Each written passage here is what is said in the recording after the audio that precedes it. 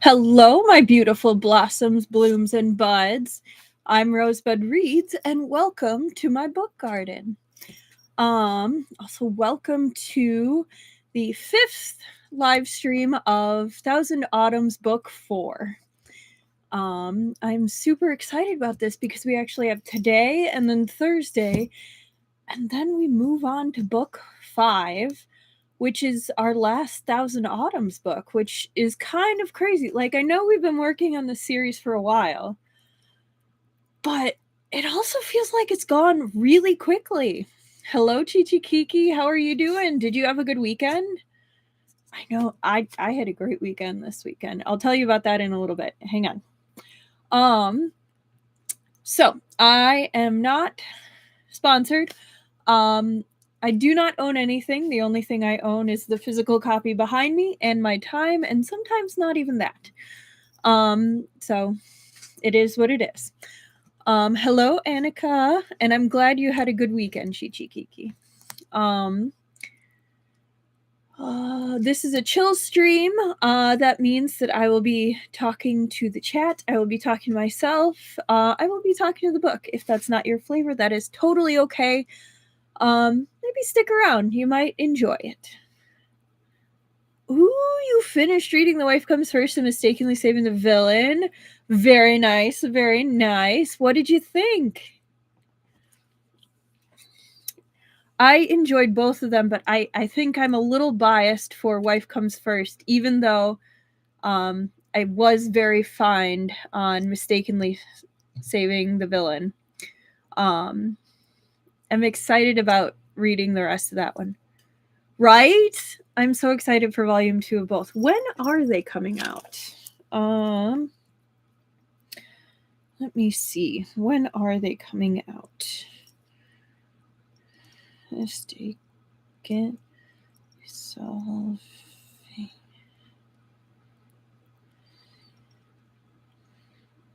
villain.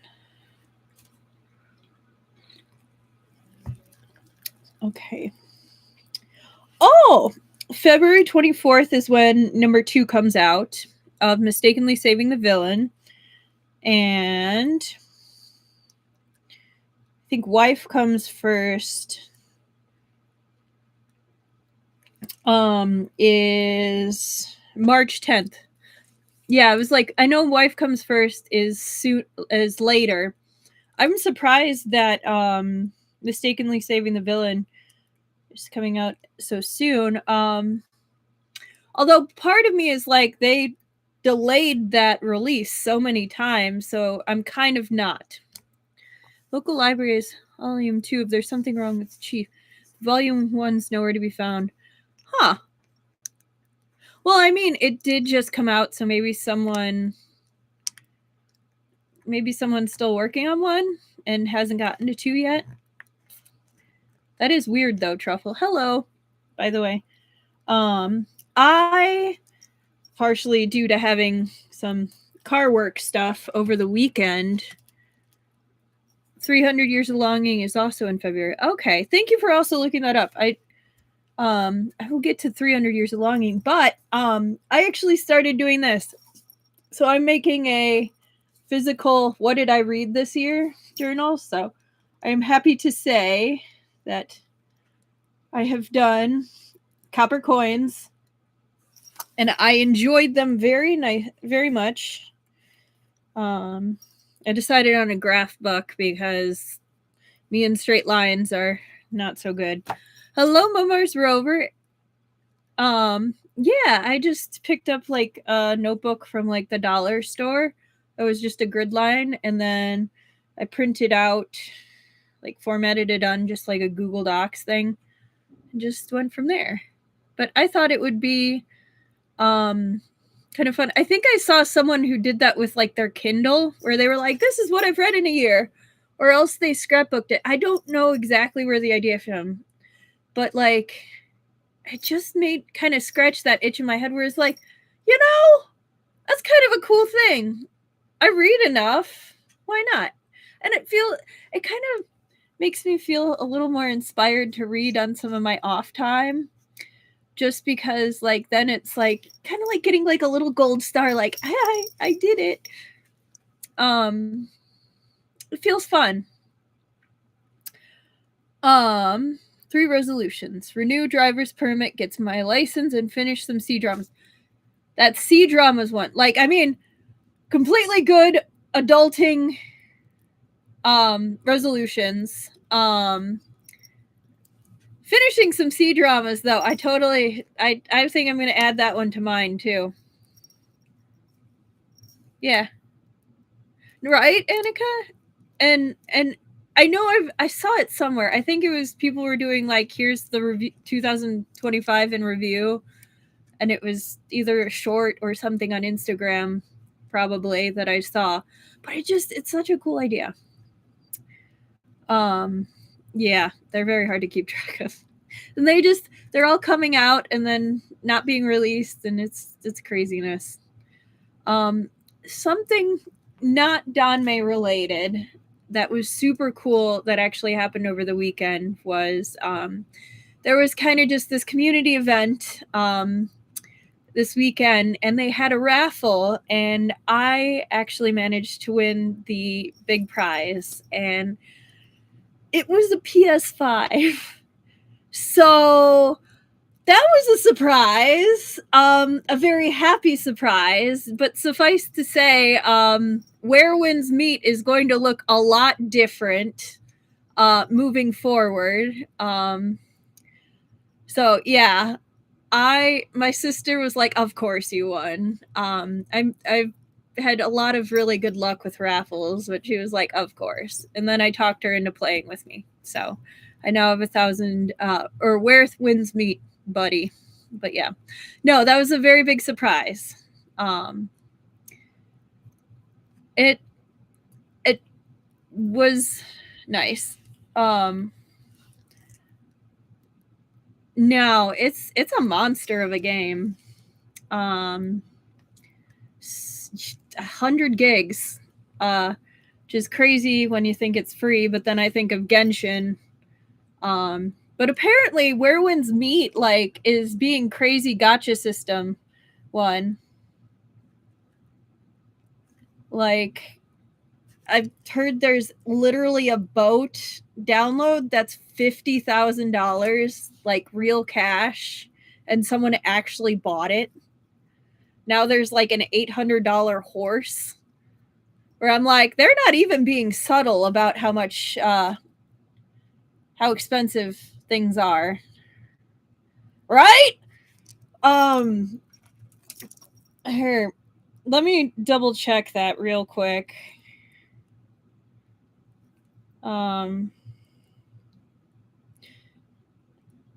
Forget Where Winds Meet. Should be Where Whales Meet. Just want the goose and the sugar gliders, please. Boat price.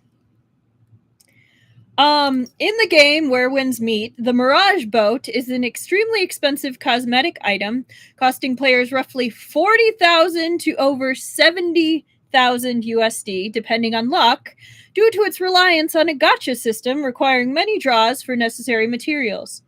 Mirage torn pages and harmonic cores. Players can obtain it by collecting 170 torn pages via the Celestial Draw banner, which involves potentially thousands of pulls and millions of echo beads in-game currency. Wow!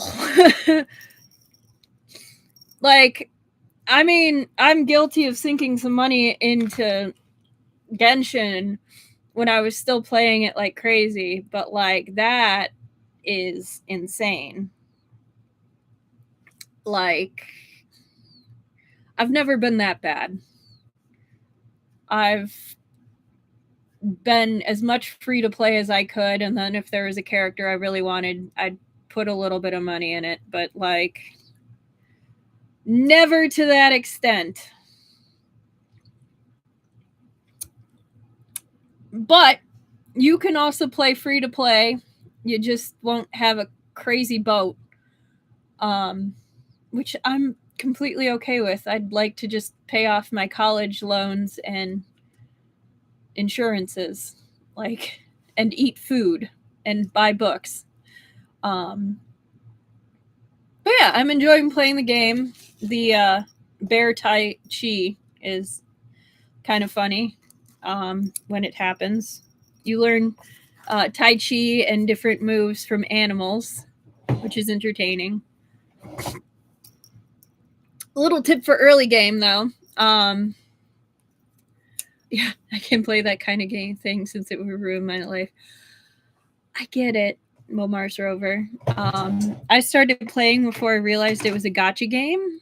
And I think I'm going to be pretty good this time and not go crazy. Partially because I can't. I've been buying a lot of books. So I don't have the money I did when I was just a Genshin person.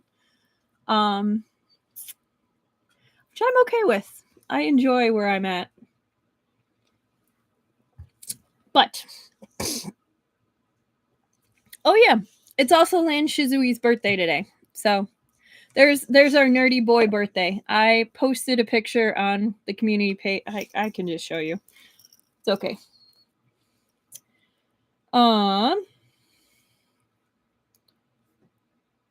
I did a little cutesy thing. Ta-da! Little birthday boy. My screen is being bad. It's on the community page.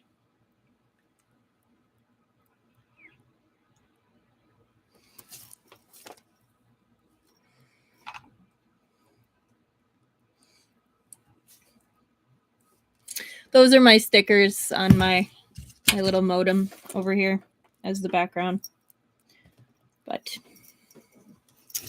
yes, so I think that's about it. Focus on me, camera. Hello. Was focusing on my background for a second. But yeah. Sweet baby radish. All right, I'm going to blow my nose. Then I'm going to grab the book. And I think that's about it.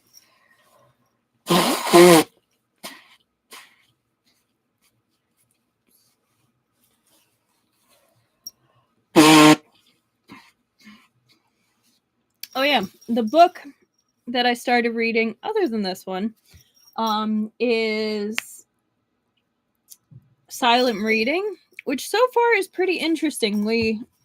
We started, like, I think I'm on chapter 3 and there's already been a murder. So it's definitely interesting even this early on. So I'm excited. Okay.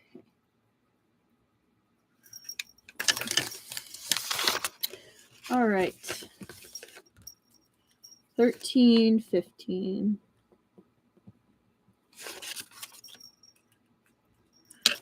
For some reason, my eyebrow just became very itchy. Weird. Okay.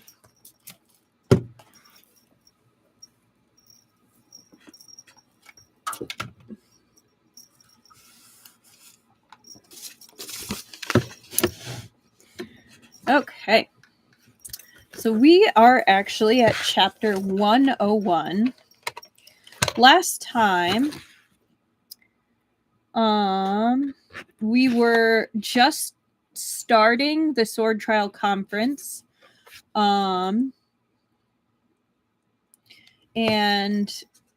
Bixia Sect was hoping to kind of make a splash.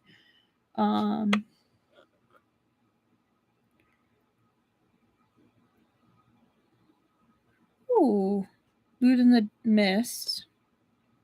Okay.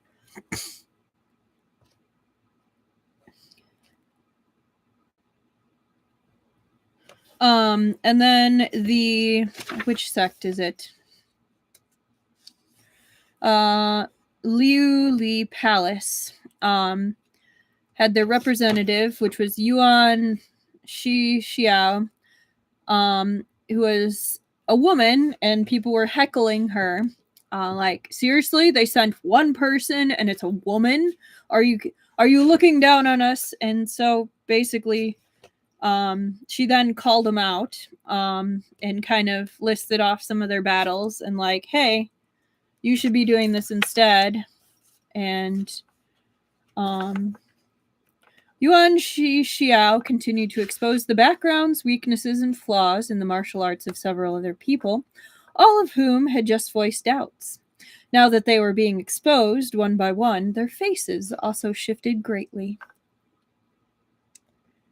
Yeah, we're in the middle of the tournament arc. My favorite. Yeah, it's a good one. Xiao Qiying whispered, "What a formidable woman. Liu Li Palace's reputation is well deserved. I trust that she'd know the shortcomings of Bixia Sect's martial arts as well." There was a hint of fear in her voice. Definitely reading them for filth. I agree, Truffle. Shen Qiao smiled. All things beneath the heavens have two sides, yin and yang. While there are strengths, there will be weaknesses. Even the most brilliant of martial arts have flaws. Her ability to expose each and every one is indeed incredible, but just because someone knows the flaw doesn't mean they'll be able to exploit it. The greater your martial arts are, the fewer weaknesses they'll have. Therefore, instead of taking the trouble to remember the weaknesses of others, it's better to improve your own abilities. When you reach the stage of perfect, unobstructed harmony, others will naturally be left with no chances to exploit them.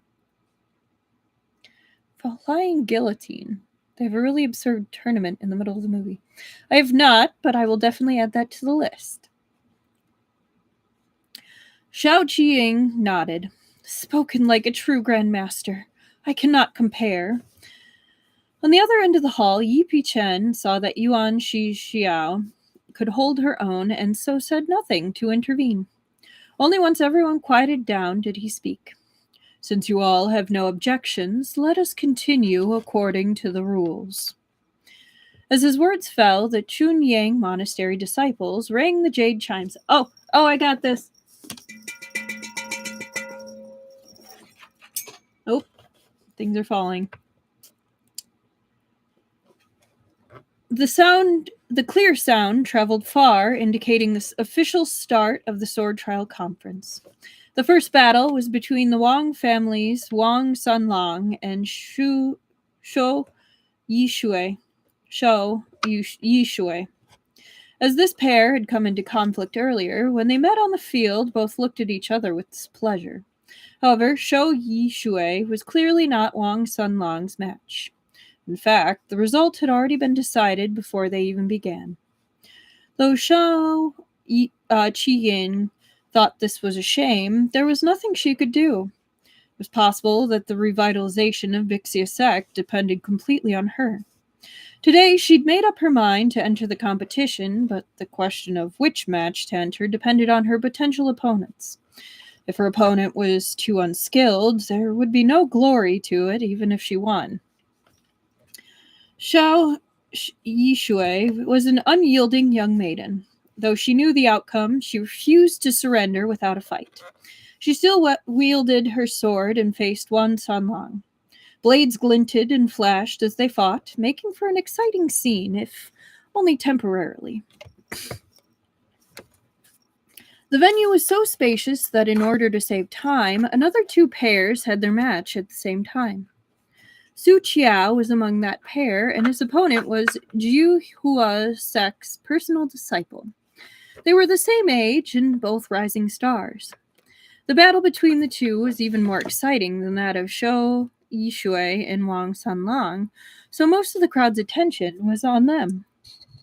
They watched with rapt attention while silently sighing over how the Jianghu's talents were like waves pushing forth, the new supplanting the old.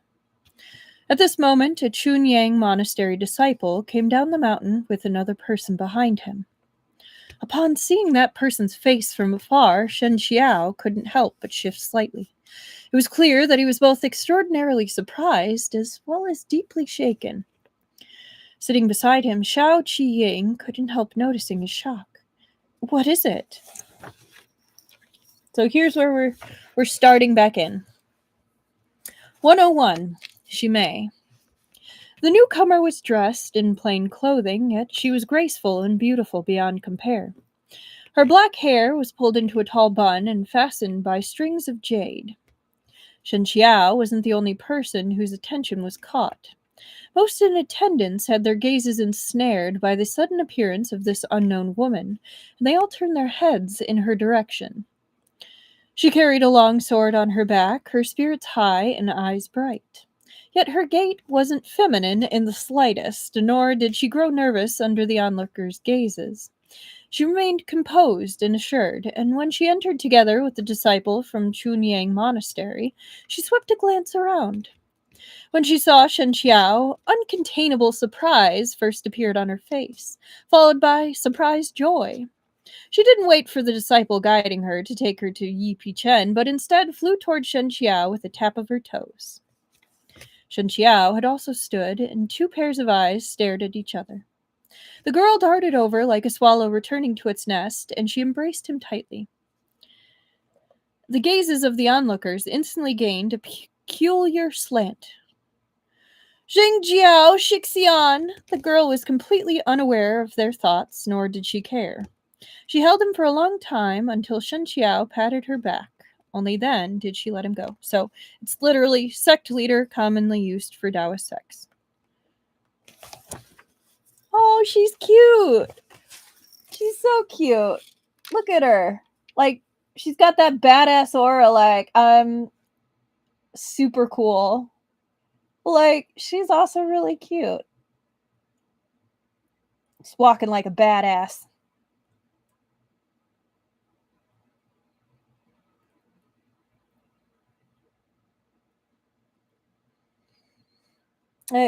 Again, love how the background. She does look so cool.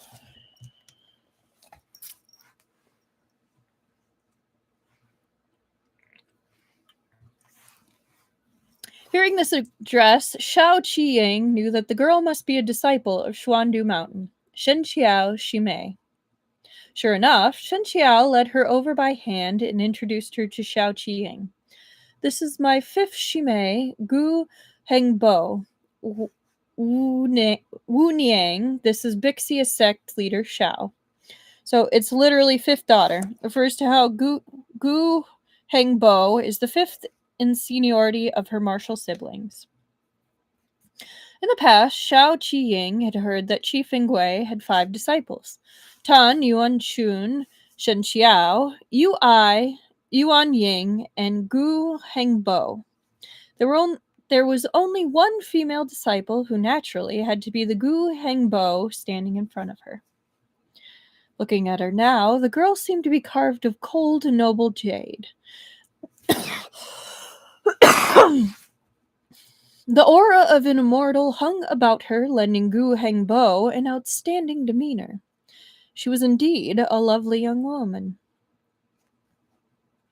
She is Shen Qiao's baby sis. Gu Hengbo and Shao Qiying looked at one another, then Gu Hengbo laughed.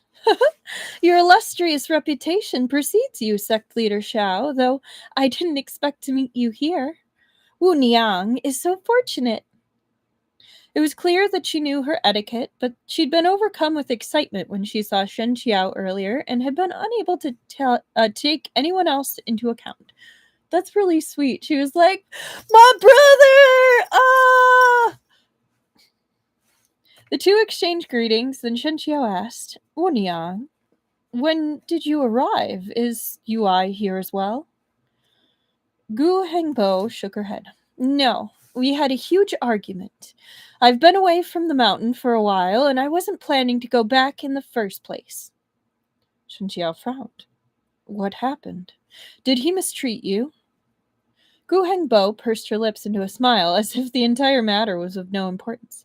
It's a long story. Why don't we talk about it later?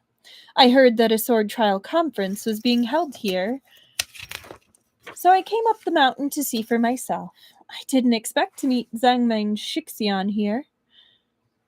I like that she quickly recovers and gives the host a proper grading. Yeah. When Shen Qiao heard her calling him Zhangmeng Shixian, as before, he felt a great surge of emotion deep within his heart. Very well. Let me take you to meet Abbot Yi first. Gu Hengbo naturally had no objections. She entered the sect somewhat late, so there was a significant age gap between her and her Shixian.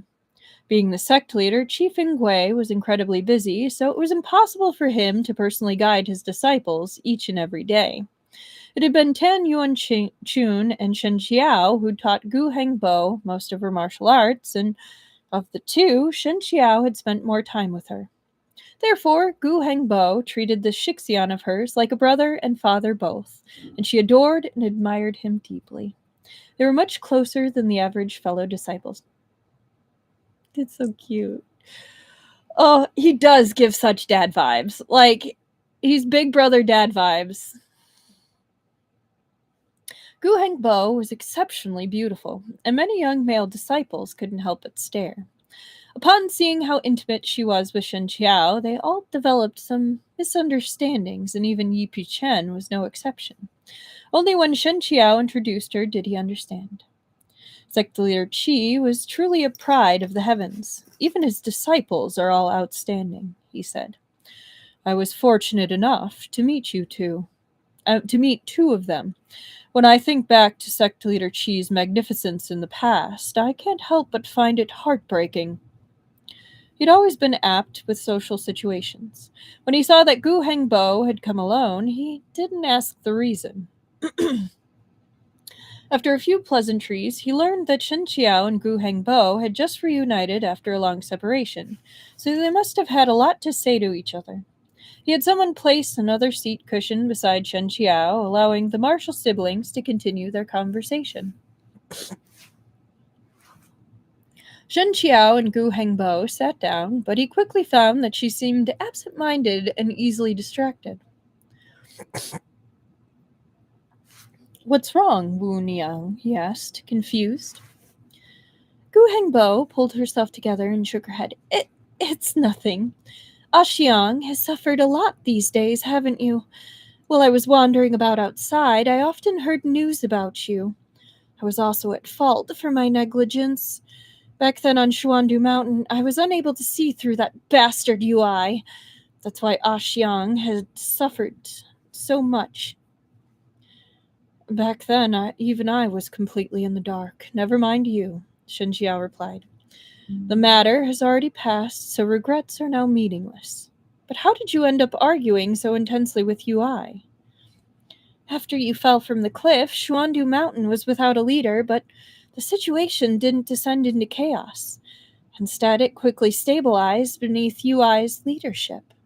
Everything was in good order, and several elders even mentioned that with your status unknown, Xuandu Mountain couldn't be left without a leader for even a day. They decided UI should take over the position of sect leader. It's good that Xuandu Mountain didn't descend into chaos. This was the first time that Shen Qiao had heard the events as described by a Xuandu Mountain disciple, with all of its inside stories. Even now, he still wasn't very clear on all the details. However, as Gu Hengbo tirelessly spoke, there was a sense of the fog lifting. At that time, I was ordered to stay on guard duty at Xuandu Mountain, so I was unable to personally watch your fight, she went on. When the news came, it was as if I'd been struck by lightning.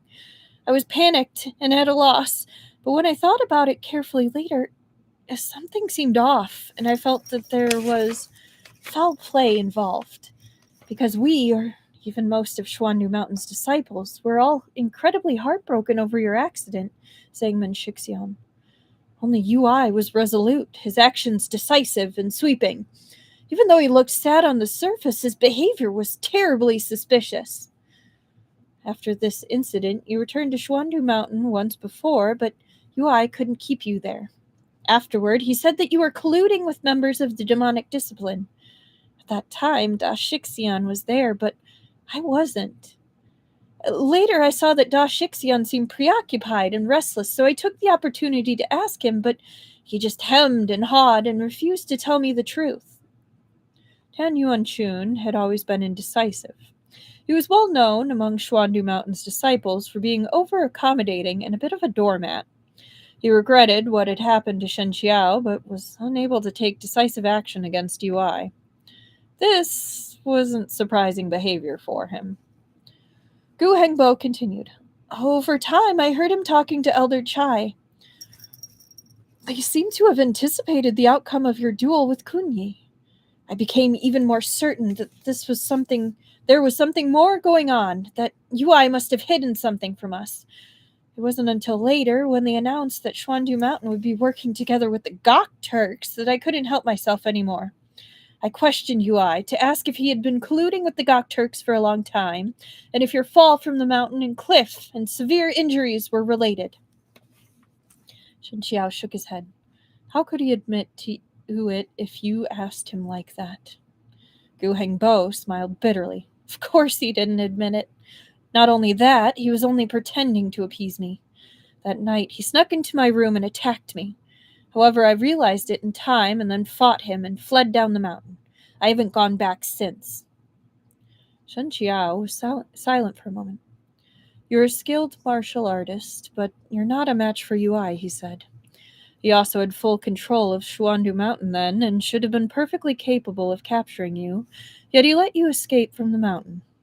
He still holds the friendships with his fellow disciples close to his heart, and that's why he let you go. Even if it's true, he poisoned you, causing you to fall from the cliff and lose all your martial arts, protested Gu Hengbo.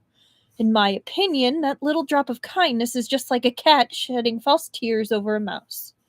Da Shixian is unable to tell right from wrong, so he chooses to hold a candle for the devil, assisting Yui in his misdeeds. But I refuse to associate with him. Then what about Yuan Ying? What happened to him? Gu Hengbo shook her head. Before I left the mountain, I secretly left Shi Shixian a letter explaining this matter. I don't know if he saw it, but I've heard no news of him since I left Xuandu Mountain.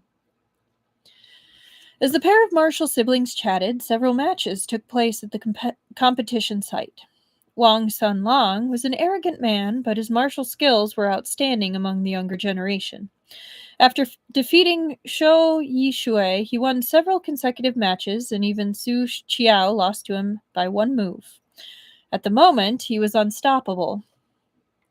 Gu Hengbo glanced at the competition site several times, then suddenly said, When the tiger is absent, the monkey is king. I will fight him too. Then, before Shen Qiao could stop her, she entered the site and ran towards Wan Sanlong.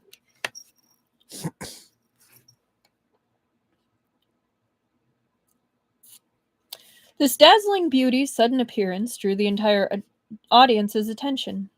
Wan Sanlong showed an arrogant attitude towards the others, but in front of Gu Hengbo, he looked flattered at the unexpected attention, and even demonstrated the modesty one expected from a normal family scion.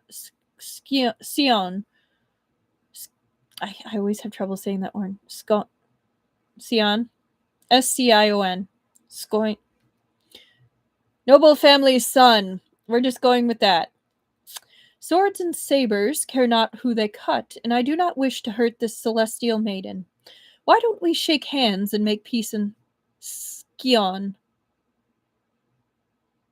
Skion. Okay. Gu Hengbo indifferently responded. So you didn't come here to compete, but to simply be a pompous snob? Wang Sanlong hadn't anticipated this beauty to be so scathing. Humiliated, he snarled, Of course not! Gu Hengbo drew her sword. Then please begin. Thank you, Truffle. Xiao Qiying watched their fight, and though she was surprised, she also felt it was to be expected. Your Shimei is truly extraordinary. Renowned masters produce brilliant disciples.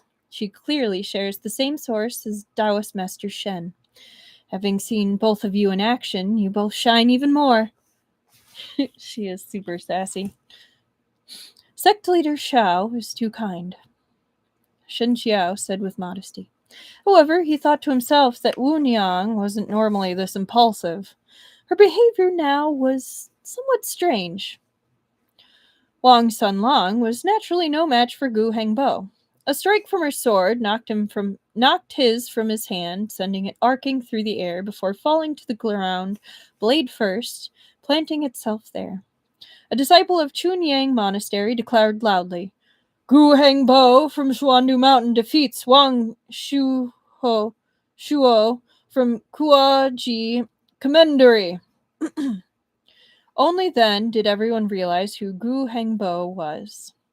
Wang Sanlong's face looked somewhat pale, not only due to his own defeat, but also at the news that the other party was actually Qi Fenggui's disciple. At a loss, he remained slightly dazed for a while. Gu Hengbo sheathed her sword and returned to a standing position, but her face was devoid of joy. Instead of returning to Shen Qiao, she walked towards Yuan Xiao, who was engrossed in scribbling down notes. You've been paying attention to Wang Sanlong for such a long time. Now I've won against him, but you won't so much as glance at me? Yuan Xiao didn't even raise her head. Her brush moved over the paper like a swimming dragon.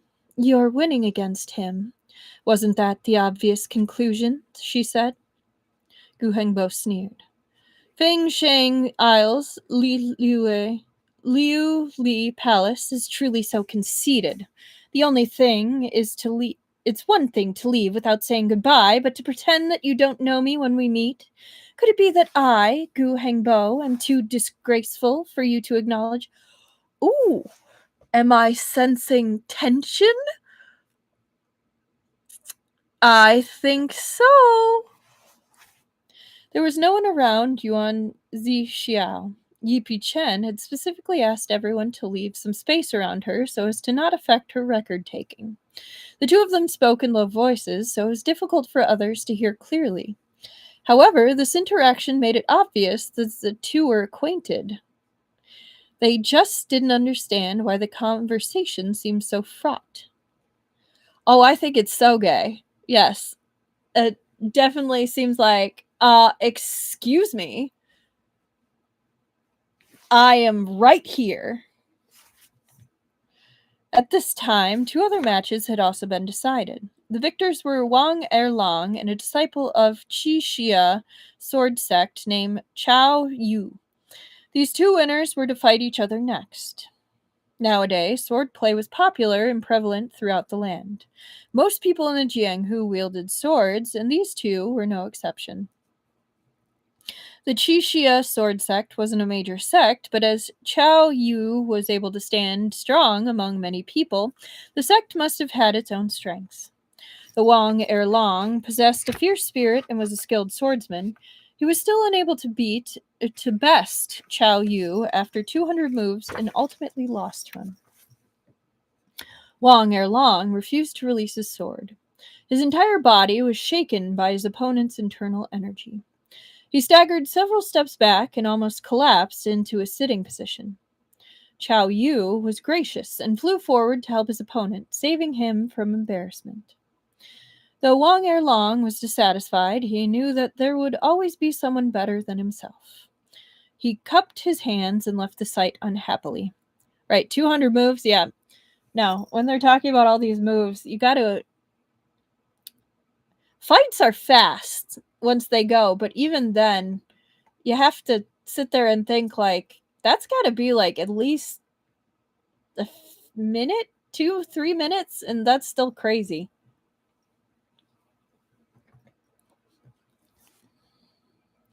The Kuaji Commandery's Wang brothers had marched in like thunder, and now were leaving with their tails between their legs.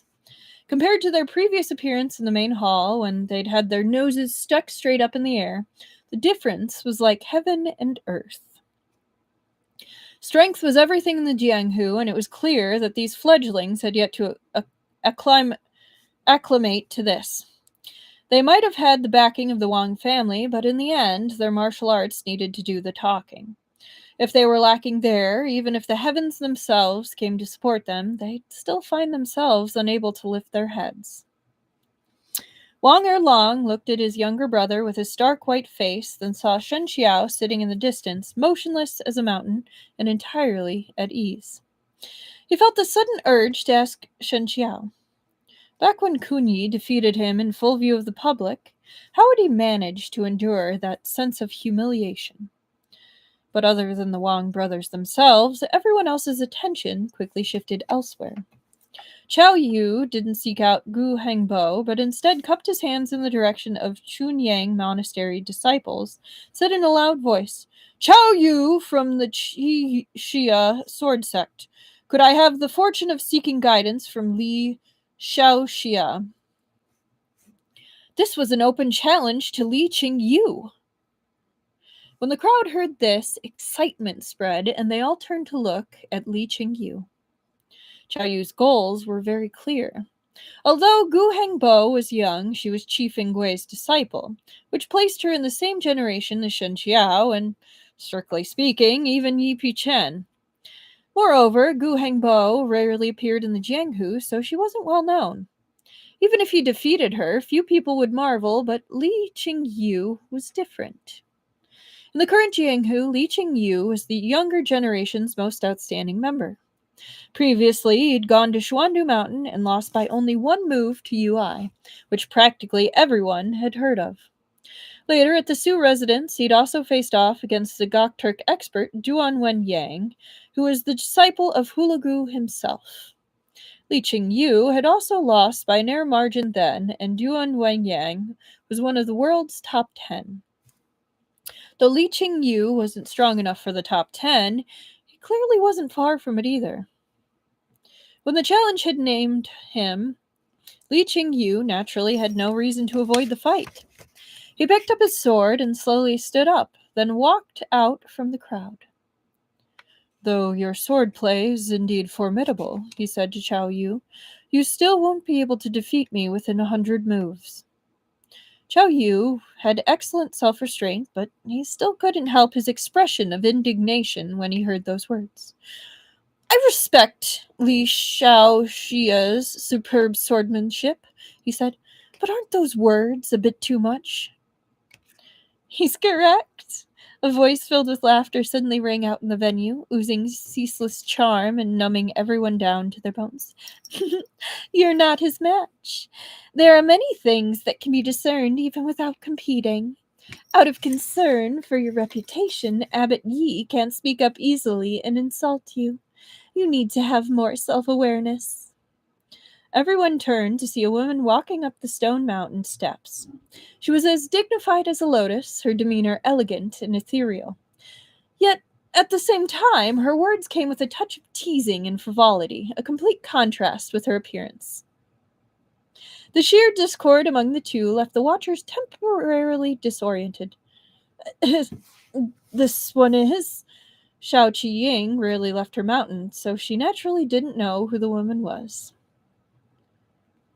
Shen Qiao said severely, Jiuhua's sect leader, Yuan Shushu. Shao Qiying jolted slightly. The name had struck her like piercing thunder. At the same time, Yi Pichen also stood. Sect leader Yuan graces us with her presence. This humble Taoist wasn't able to greet you personally. He begs your forgiveness. The moment Yi Pichen exposed the woman's identity, many people's faces suddenly twisted in shock. Causing trouble again. Whoops, wrong lady, right sect. I did do the by wrong voice, so it's understandable. The demonic discipline carried a resounding reputation, but if the one arriving had been Huan Yue sect or Fa Jing sect, the others might not have reacted like this. The reaction was due to Huan sect's fondness for parasitic cultivation, where they consumed others' yin energy to nourish their own yang, or vice versa. Who knew how many lives they'd taken this way? Moreover, due to the gargantuan power and influence the sect wielded, no one wanted to provoke them. Nowadays, when it came to Huan sect, they had no need to fear others, but everyone else feared them. Yeah, I did think it was by wrong as well. I wonder, I know they say parasitic cultivation, but I wonder if they do Gyu, which is like bug or parasite cultivation as well, or if it's just like straight yin stealing. I don't know if they ever mentioned that, but it's kind of intriguing to think about. Yuan Shushu gave a lovely smile. The ignorant are never guilty. Since the Sword Trial Conference is open to everyone in all the land, Abbot Yi will surely welcome me and not turn me away. One can never trust the enemy who comes with a smile. Behind her followed several disciples, all well-known members of Jiuhua's sect. Many people in the Jianghu also recognized them. Yi Pichen gave a slow nod. All who come are guests. You are naturally welcome. Yuan Shushu smiled. Wonderful. There are quite a few old friends here today, and this one happened to be in the vicinity. I heard that some people believe our Jiuhuan sect to be too aggressive and wish to form an alliance opposing us. Is this matter true? What do you think, Abbot Yi? If Yu Pichen confirmed it, he would fall into her trap. However, if he denied it, he looked like too much of a coward, and others were certain to question his abilities. Yuan Shushu's actions made it clear she was here to stir up trouble. When they heard her question, anger appeared on the faces of many, but their fear of Jiuhuan Sect's power prevented them from speaking up. Jiuhuan Sect and Huan Yue Sect really know how to weaponize hospitality. They do. They're very good with their words.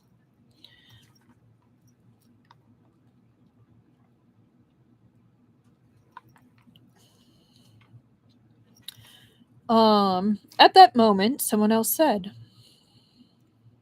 "There's no need for Abbot Yi to respond. This humble Taoist can reply on his behalf. Is sect leader Yuan asking these words out of guilt? Do you also feel that Jiuhuan Sect's actions are inappropriate and fear-inducing, the wrath of the public and igniting an uncontrollable fire? Is that why, after hearing the news, you quickly ascended the mountain so that you could quench the flames?" The voice was calm, gentle, and reassuring, without feeling aggressive or forceful at all. Yi Pichen understood that, as the host of the Sword Trial Conference and leader of the Chunyang Monastery, his identity made it difficult for him to reply. At the same time, Shen Qiao hadn't spoken to steal the limelight, but to give him a way out. He immediately sent him a grateful glance. Yuan Shushu sneered. "How brave you are, Taoist Master Shen. You killed 2 elders for my Jiuhuan sect, and I haven't even come here to settle those scores. Instead, you dared to come up to me first."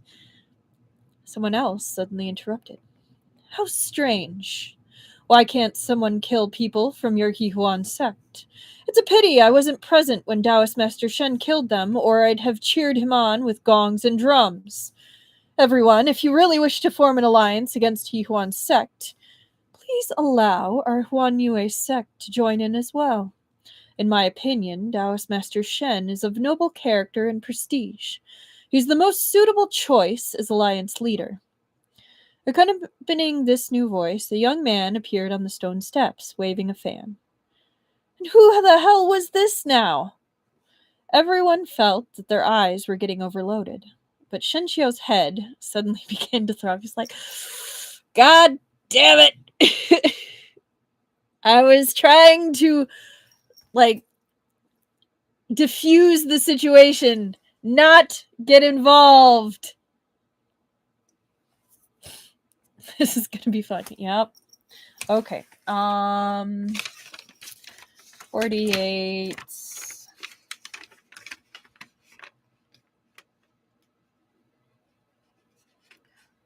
45.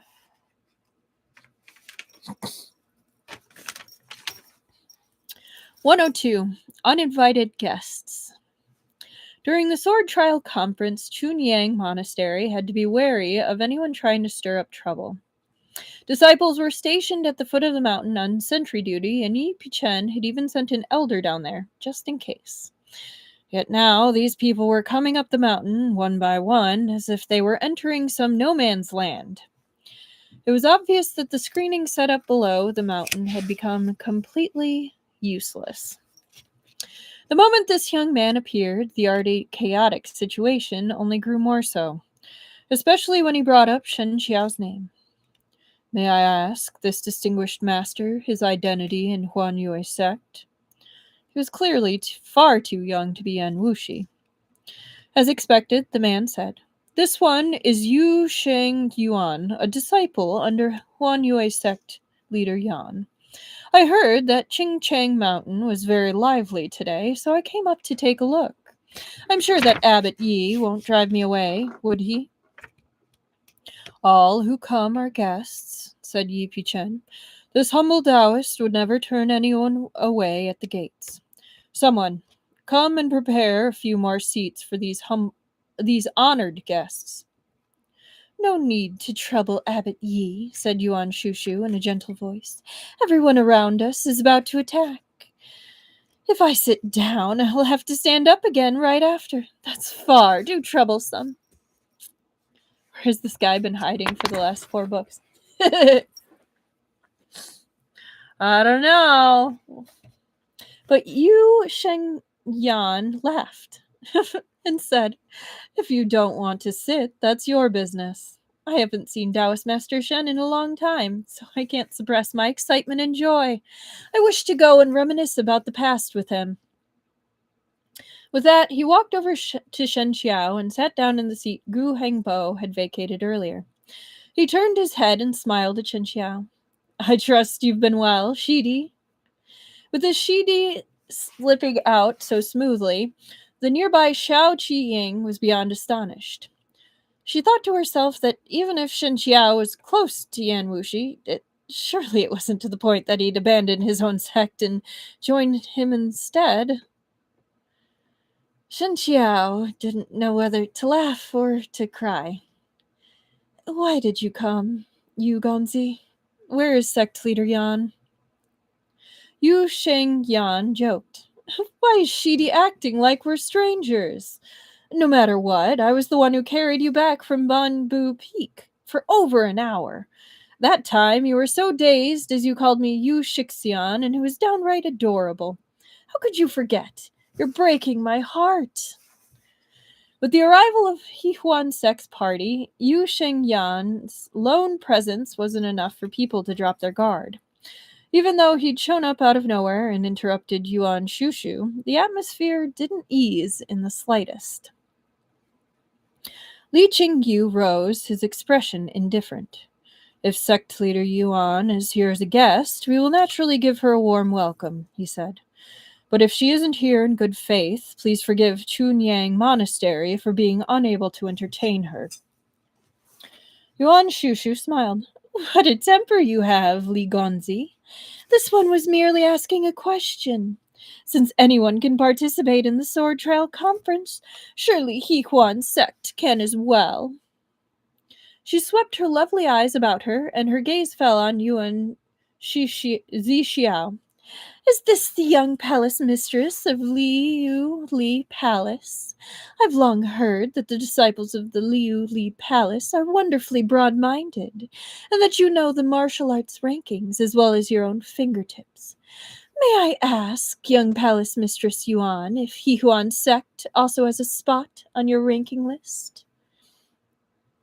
Everyone knew that Yuan Zixiao was a disciple of Liu Li Palace, but they didn't know that she was the young palace mistress herself. Yet Yuan Shushu had exposed her identity right away. No one would believe Yihuan Sect if they'd said they'd come without preparations. Yuan Zixiao remained sitting, her sleeves tucked together. After Yuan Shushu's words, she began reciting a stream of information without batting an eyelid. Yihuan Sect's Yuan Shushu, ranked 9th in the Jianghu. Her disciple is Xiao Si, who uses fans as blades.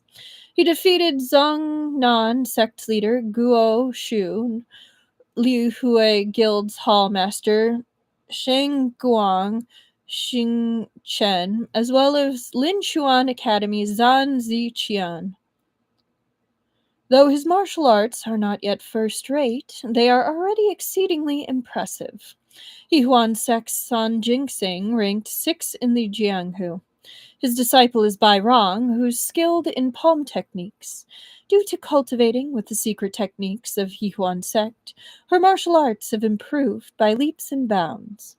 He also has Xia Hangqiu, Ji Shuanger, and Shou Chu Yi as disciples, though their skills pale in comparison to Bairongs. They are still figures among the rising stars in the Jianghu that cannot be underestimated. It wasn't just other people, even Yuan Shushu looked surprised. As expected of Liuli Palace, she said. Even I didn't know that Xiao Si once defeated a disciple from Lin Xuan Academy. Yet young Palace Mistress Yuan has it memorized so well. This information is practically at her fingertips.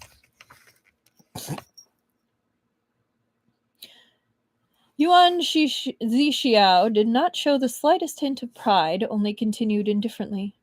Knowing such things isn't hard. There are no secrets. It only involves asking a few extra people and traveling to a few extra places. At this time, someone in the crowd cut in.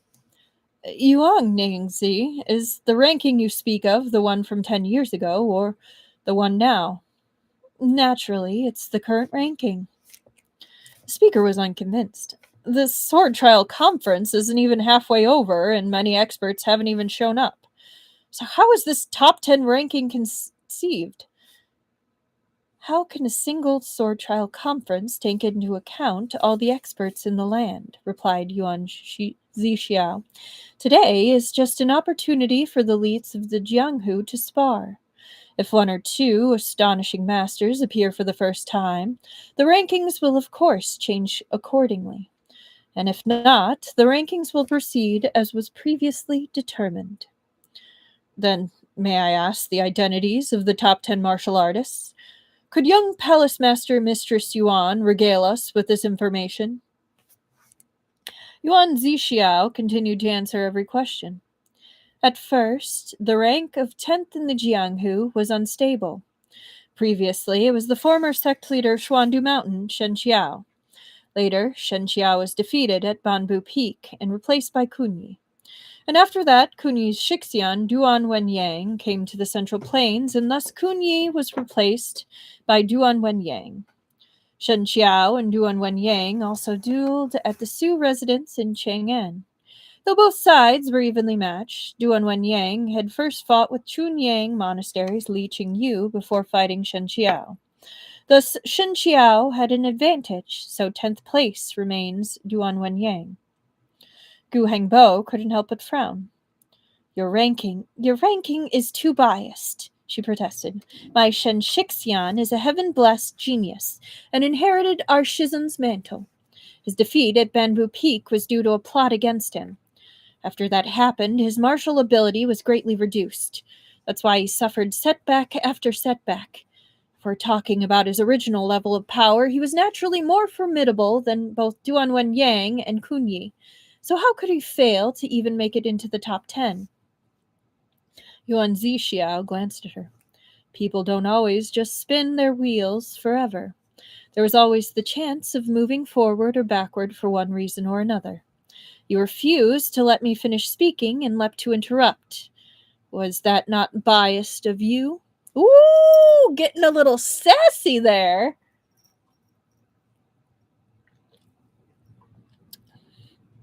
Gu Hengbo knew that she was wrong and didn't reply, though her eyes flashed faintly as she gazed at Yuan Zixiao. Yuan Zixiao ignored her and continued. 9th in the Jianghu, as I just mentioned, is Yihuan's sect leader Yuan Shushu. 8th is Tuyuhun's Kosa Sage. Most people knew of Tuyuhun's Kosa Sage, but had never seen him, so they knew very little about him. Do not question the Living Information Network. One of the onlookers asked, the Kosa Sage has never set foot in the Jianghu of the Central Plains. So how did this ranking come about? Among the 3 demonic sects, only Fajing sect has traveled far into the western regions, but they've been operating in Tuyuhun for many years. The Kosa sage fought Fajing sect leader Guang Lingsan, and he was defeated by a hair's breadth, and has remained in seclusion since then. Guang Lingsan previously commented on his martial arts, saying that the Kosa sage was on par with him as a fighter, and that his victory was due to luck. Hearing that she was ranked 9th, only ahead of Duan Wenyang, didn't seem to make Yuan Shushu angry. Instead, she showed great interest. Then, according to young palace mistress Yuan, 7th place must be Fajing sect leader Guangling San. Correct, said Yuan Zixiao. Regardless of how accurate this ranking really was, it was at least sounded like it was based on evidence instead of being drawn up at random. The higher up on the list Yuan Zixiao went, the more interested people became in the names at the top of the rankings. Those who didn't pursue benefits would pursue fame. One could never be free from those two things. Everyone possessed a sense of vanity and curiosity. The only difference was in whether it was big or small, excessive or restrained. Even martial grandmasters like Yi Pi Chen couldn't stop their growing interest after hearing Yuan Zixiao's comments on the land's elites. And further up on the list? While Yi Pi Chen could still restrain himself, the others couldn't take it and continued to ask for more details. Yuan Zixiao continued. Further up, starting from the 6th place, those can be considered experts who have achieved grandmaster status. These people, regardless of their moral character, words, or actions, are already more than capable of establishing their own sect and disseminating their own teachings. Earlier, she'd said that Sun Jingxing placed 6th. It was clear that the grandmaster level experts included him in the rankings. Yuan Shushu smiled with her eyes. It seems that young palace mistress Yuan has a very high opinion of Elder Song. Sect leader Yuan has no reason for dissatisfaction, Yuan Zixiao said coolly. Everyone knows that there are 2 separate factions within Jiuhuan sect. If you could deal with Sun Jingxing, why have you allowed him to hamstring you? Yuan Zixiao's words had exposed the internal strife within her sect. Though Yuan Shushu's smile remained unchanged, murderous intent flashed across her face. Chunyang Monastery now stands above the rest of the Taoist sects. I trust that the top 5 of Liu Li Palace rankings must have a place for Abbot Yi. The person who posed this question obviously wished to curry favor with Chunyang Monastery. Correct, said Yuan Zixiao. At 5th place in the Jianghu should be the current state preceptor of Shou, Buddhist master Shu Ting. However, the former sect leader of Xuanyu Mountain, Shen Qiao, has made great advances in his martial arts, and hence may be able to contend with him for 5th place. As for 4th and 3rd, they should be Lin Chuan Academy Master Ru Yan Qihuai and Chunyang Abbot Yi. But I've never seen them duel, so it is difficult to determine which one is stronger. Then, 1st and 2nd place? Asked someone, unable to wait any longer. Huan Yue's sect leader, Yan Wuxi, might be able to contend for 2nd place. As for number 1 in the world, she wasn't a timid person, nor someone prone to faltering, but for some reason she didn't continue speaking and only shook her head. The crowd was shocked that Yan Wuxi was ranked that high, but when they thought about it, they had to acknowledge that few in the world could withstand a group ambush from 5 of the best martial artists in the world and emerge unscathed. He was not unscathed. He had his skull broken. Like, he was pretty much dead. Literally. So unscathed is, a bit generous. Agreed.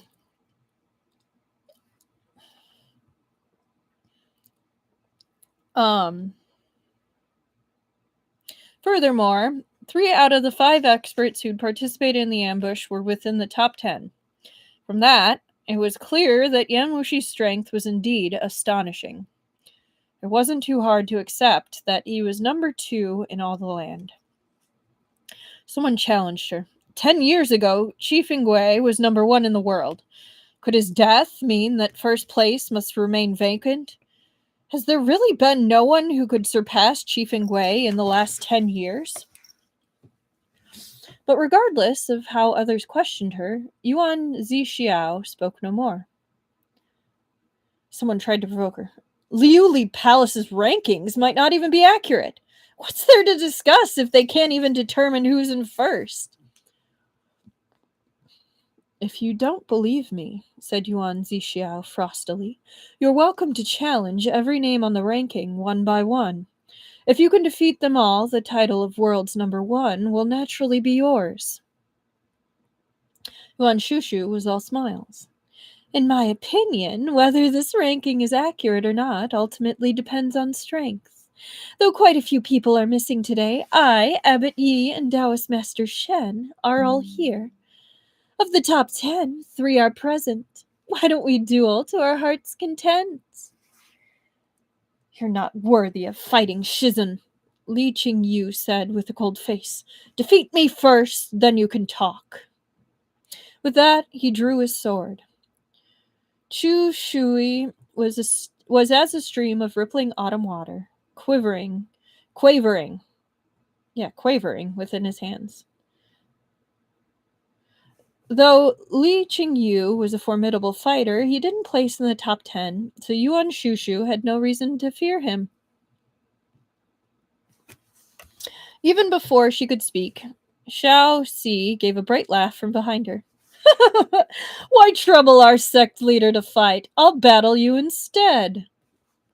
At those words, both sides swept towards each other with a tap of their toes, immediately tangling as they began to fight. Though Yuan Zixiao had just ranked her second to last, Yuan Shushu didn't actually take the ranking seriously. To her, Yuan Zixiao's words were just a prelude to the main act.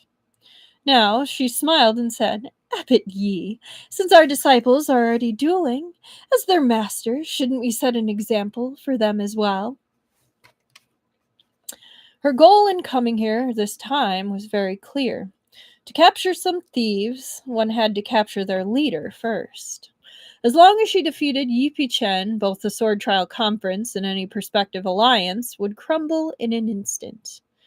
Even if other sects wanted to oppose Jiuhuan's sect, after she made an example and warning out of Yi Pichen, they would be roundly intimidated and too afraid to create more trouble. Seeing that this battle was unavoidable, Yi Pichen put down his whisk and took the long sword his disciple presented to him. He nodded and then said, Then this humble Taoist shall seek guidance from sect leader Yuan. At this development, Yu Shengyan leaned over and whispered into Shen Qiao's ear. Shidi, you shouldn't be too eager to play hero. Wait until Yi Pichen is defeated, then you can step in. That way, you'll be able to effortlessly snatch the position of alliance leader for yourself. Shen Qiao didn't know whether to laugh or cry. I never wanted to be the alliance leader. Yu Shengyan was confused. Shizun ordered me to come and help you. If you didn't want to be alliance leader, why did he instruct me to do so? Shen Qiao thought to himself, Your Shizun just does as he pleases, and his actions and words couldn't be further from a normal person's. How am I supposed to know what he's thinking? Yu Shengyan knew little of what had happened between Yan Wuxi and Shen Qiao, let alone his Shifu's change of heart. He only thought that Shizun was unwilling to give up his interest in Shen Qiao and had come up with some other idea. He hadn't asked much, and now he'd misunderstood everything. He was even interacting with Shen Qiao the way he had in the past. Whoops. Okay, 1 second.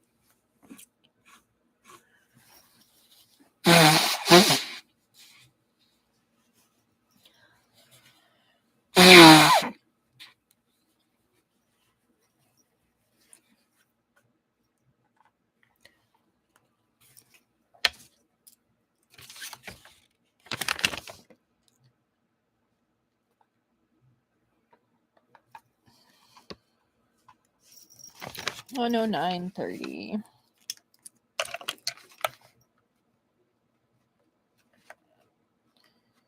Boop, boop.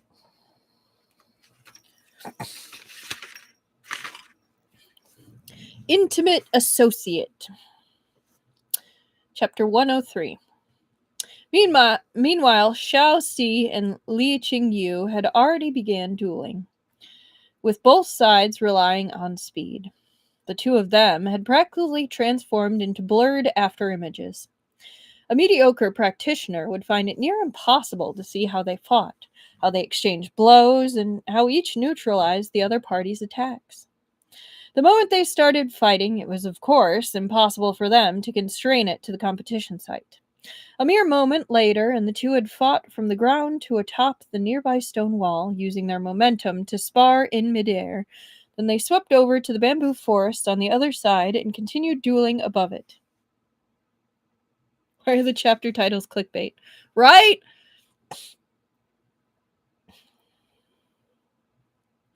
They both had phenomenal qigong. A tap of their toes allowed them to jump yards into the air. Li Qingyu's sword glare and the blades of Xiao Si's fan only enhanced each other's brilliance. The clang of weapons rang out ceaselessly, shaking everyone's hearts. It was a scene that was impossible to follow. In Shen Qiao's opinion, Li Qingyu was the best of Chunyang Monastery's current generation, and he'd almost caught up to the world's top 10 in terms of strength. Though Xiao Si was also an excellent fighter, he still fell short of Li Qingyu. Winning wouldn't be easy. Eventually, Yuan Shushu would have to come to her disciple's aid. Then, when Yi Chen took true action, how would Yuan Shushu handle him? If Yuan Shushu was the only linchpin of Yi Huan's plan to cause chaos here, it would certainly fall through. When he thought of this, Shen Qiao couldn't help but ask, "You, Gonzi, what do you think? The Yi Huan sect came prepared on this visit. Then, might they have a contingency plan?" Yu Shengyan laughed. "Why do you still call me Yu Gonzi? It sounds so awkward. I'd rather you just call me Shixian." Shen Qiao smiled, but remained silent. Though he and Yu Shengyan had come into conflict over the matter of killing the Yan family, it had only been due to their different stances and views, not any deep hatred. Furthermore, after he'd fallen from Bamboo Peak, this young man had carried him on his back for quite some time. No matter what, one should never be ungrateful. Hence, he never shifted his wariness towards Yan Wuxi onto Yu Shengyan, and instead treated him with the indulgence an older brother would show his younger one. I love that. That's so fun. In the end, Yu Shengyan was young and couldn't restrain himself completely. He said, "It's like how Shu Huang's sword dance was a front for assassinating the Duke of Pei. So, Xiang Shuang was a general of Chu. In 206 BCE, the start of the Chu Han contention, he hatched a plot to assassinate the future emperor Gaozu of Han, then known as the Duke of Pei, at a feast." Yi Huan Sect's aggressive arrival only looked like it was directed at Chunyang Monastery. Their true targets were all the sects holding Yi Huan Sect in contempt. Nowadays, the Emperor of Shou only believes in Buddhism, not Taoism. He wishes to foster the Buddhist faction so they can counter Yi Huan Sect. This is how emperors protect their imperial power, but he has no such needs from Taoism. Therefore, he simply ignores them, leaving them at the mercy of Yi Huan Sect. Next to them, Xiao Qiying had been listening for a while. She didn't know much about the current world situation, but she could tell that Yu Shengyan spoke with incredible eloquence despite his young age, and that his words made a fair amount of sense. It's wild that one war spans so many metaphors. Yeah, history's wild. She then thought about Yan Wuxi's impressive demeanor. It was indeed true that disciples would take after their master. She couldn't help but lament even more that Bixia's sect has no worthy successors. "Well, I mean, you're working on it. You got 2 promising leads, one more than the other," noted, "but they're good boys." Yu Shengyan continued. If she could defeat Yi Chen at this time and paint him as mediocre, he naturally won't be a concern anymore. Then she can take the opportunity to subdue the other forces present at the Sword Trial Conference in one fell swoop. In fact, I bet that old bald donkey Shu Ting must be terribly envious of her, but he needs to worry about reputation and face. He can't do these shameless things, for they damage the reputation of Buddhism, but that's not an issue for Jiuhua's sect. Now that they've come today, they absolutely must succeed. They cannot be lukewarm and give up halfway. Yuan Shushu isn't enough to take on Yi Chen by herself, so son Jingxing must be on his way here already. Those two, I mean, they're still babies, but they have potential. They do. Yuan Zixiao said earlier that Sun Jingxing ranked 6th in the Jianghu, while Yi Chen was between 3rd and 4th. However, those rankings were only a rough approximation. Those on the list would never stop improving, so their rankings would occasionally change. Sun Jingxing placing 6th didn't mean that he was certain to lose to Yi Chen. One couldn't calculate things this way. The battlefield could change 1,000 times in an instant, and the slightest deviation could turn the tides completely.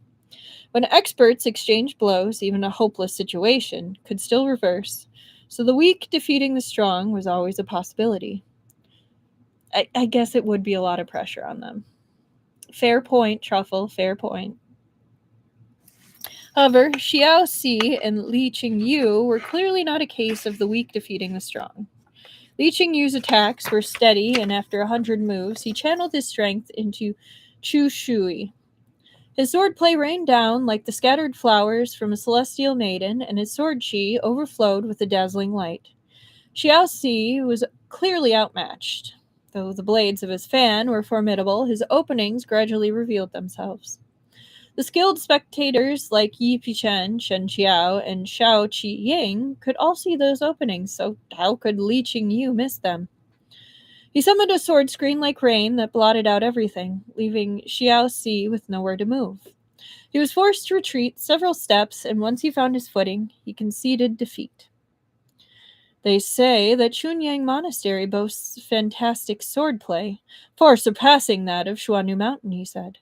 Now that I've seen it, its reputation is truly well deserved.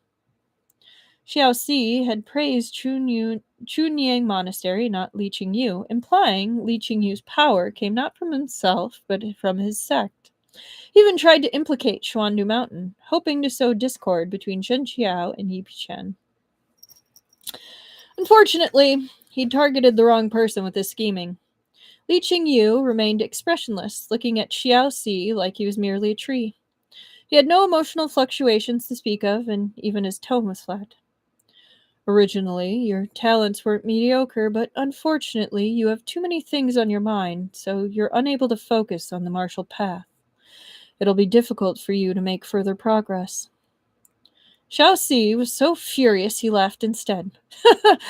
This distinguished master need not trouble himself over my potential progress.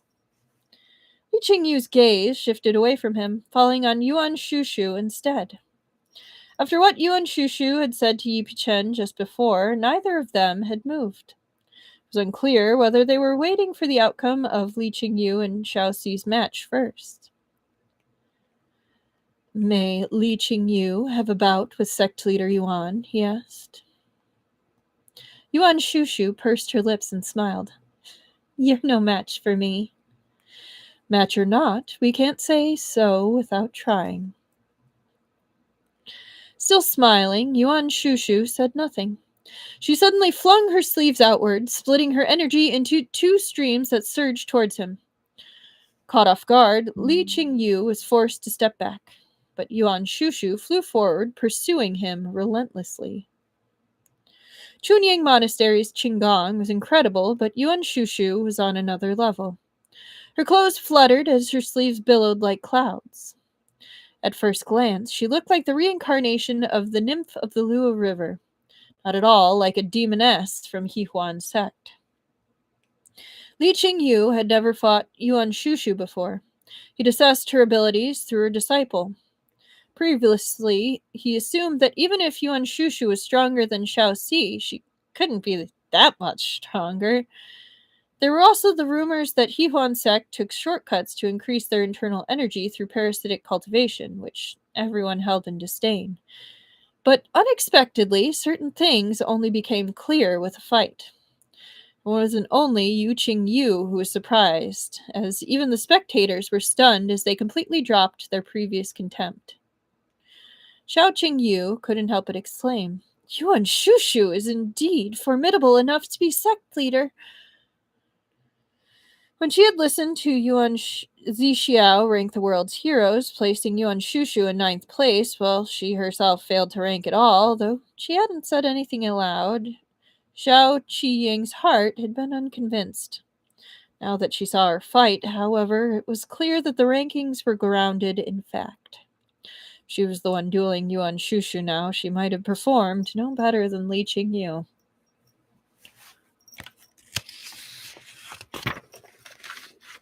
As Xiao Qiying spoke, Yuan Shushu had already used her preemptive advantage to force Li Qingyu to the cliff's edge. Just as he was about to launch a counterattack, she suddenly withdrew her hand and retreated. She drifted airily away, falling back dozens of paces in an instant before landing on a flag that Chunyang Monastery had staked into the ground. The flag's soft fabric fluttered in the wind, yet she was able to stand atop it as if she weighed nothing. This display of skill was so astonishing it drew dumbfounded stares from all around. Before this, some people had underestimated her because she was a woman or because they were unconvinced she could rank within the world's top 10. But now they saw just how wrong they'd been. As I already said, you're no match for my venerable self. Yuan Shushu's tone was gentle, but her words were imperious beyond compare. Qingyu is indeed inferior to sect leader Yuan. He's embarrassed himself before her. The speaker was Yi Pichen. Let this humble Taoist seek guidance instead. If it weren't for the recent match between Li Qingyu and Yuan Shushu, no one would have expected much from a duel between Yuan Shushu and Yi Pichen. But now that they'd seen Yuan Shushu's strength, everyone was eagerly anticipating this next match. Sorry, hang on. However, the moment Yi Pichen finished speaking, another group of people came up the mountain. At the front was a man, and behind him were several girls. One of them, someone Shen Qiao was deeply familiar with. Bai Rong. As for the man in front, he wasn't a stranger to Shen Qiao either. He'd fought him in the outskirts of Chang'an once, and in the end, one man had been severely injured while the other had lost all of his martial arts. There it is! Ugh, this guy. Yep, I agree, Annika. As he recognized the man naturally recognized him as well. Their eyes met from afar, and San Jingxing's gaze was filled with an almost graphic lasciviousness. It scanned Shen Qiao from head to toe, and there was also a marked kind of cruelty and rage within those eyes. Ugh. Ugh. Like, he just makes you feel... Yeah, he is a cockroach. He just is so slimy. He's so gross. He's just a horrible human being. Yuck. Shen Qiao possessed an extraordinary appearance that was beyond all doubt. Doing the most to give bisexuals a bad name. I'm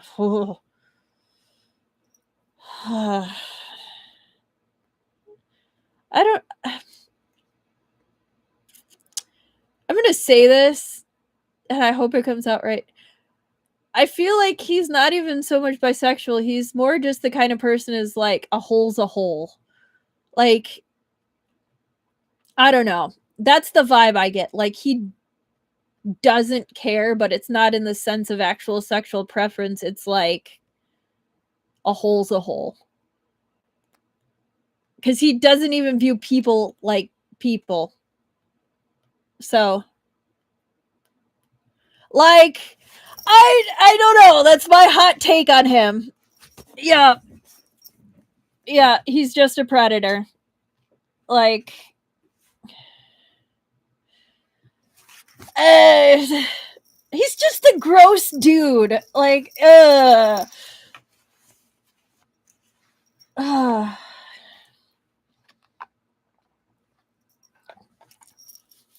Anyway, Shen Qiao possessed an extraordinary appearance. That was beyond all doubt. At first glance, he looked gentle as a spring breeze, and only those who had encountered him before would know that cold and indestructible pride lay within his bones. Having fought Shen Qiao before, how could Sun Jingxing not know this? Last time, he'd thought the other man soft, harmless, and weak. Never had he expected there to be nothing but steely bone, and he'd ended up with a mouthful of sand. But this had only...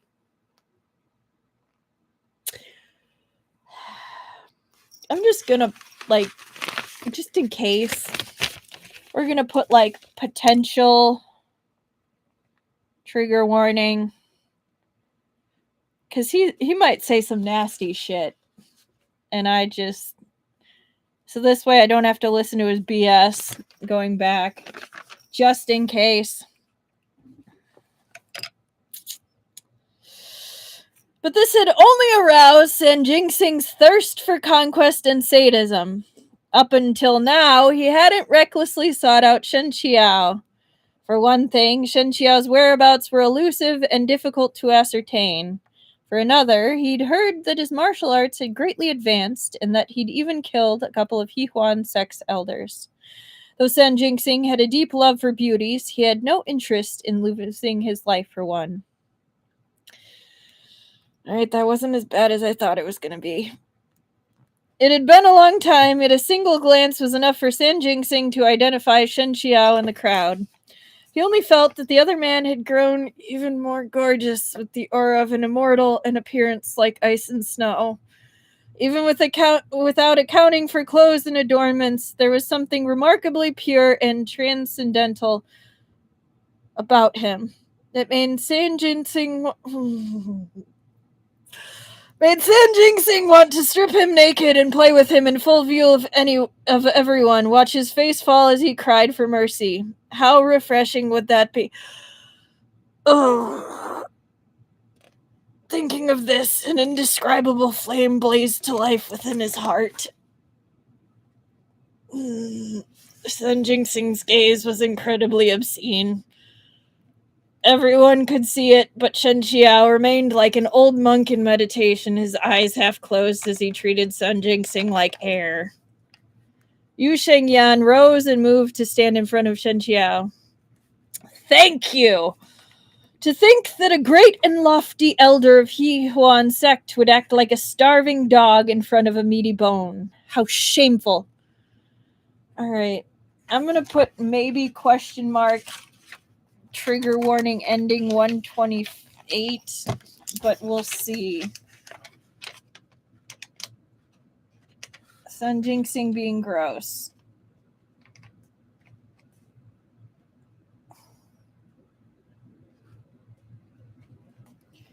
Being gross. Ugh. Standing up for Shen Qiao was only a secondary aim.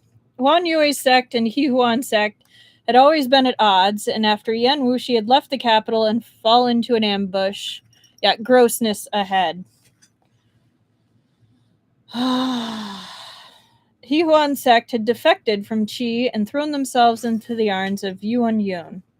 With the emperor's support, they'd absorbed Huan Yue's sect's authority. Yu Shengyan had long disbanded Jiuhua sect. It would have been stranger for him to say nothing at all.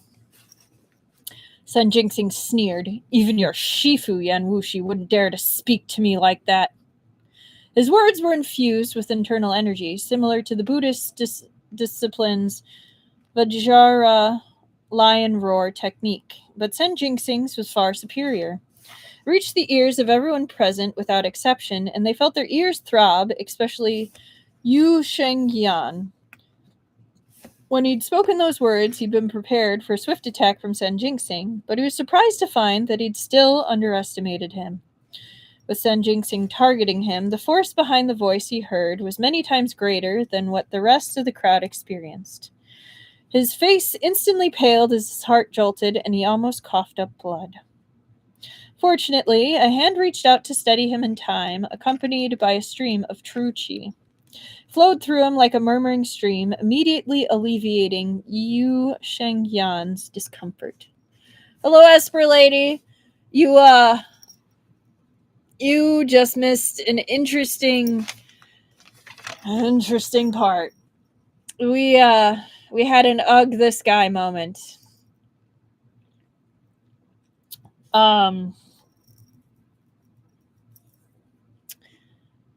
Basically, we're at the Sword Trial Conference. We went through some of the rankings.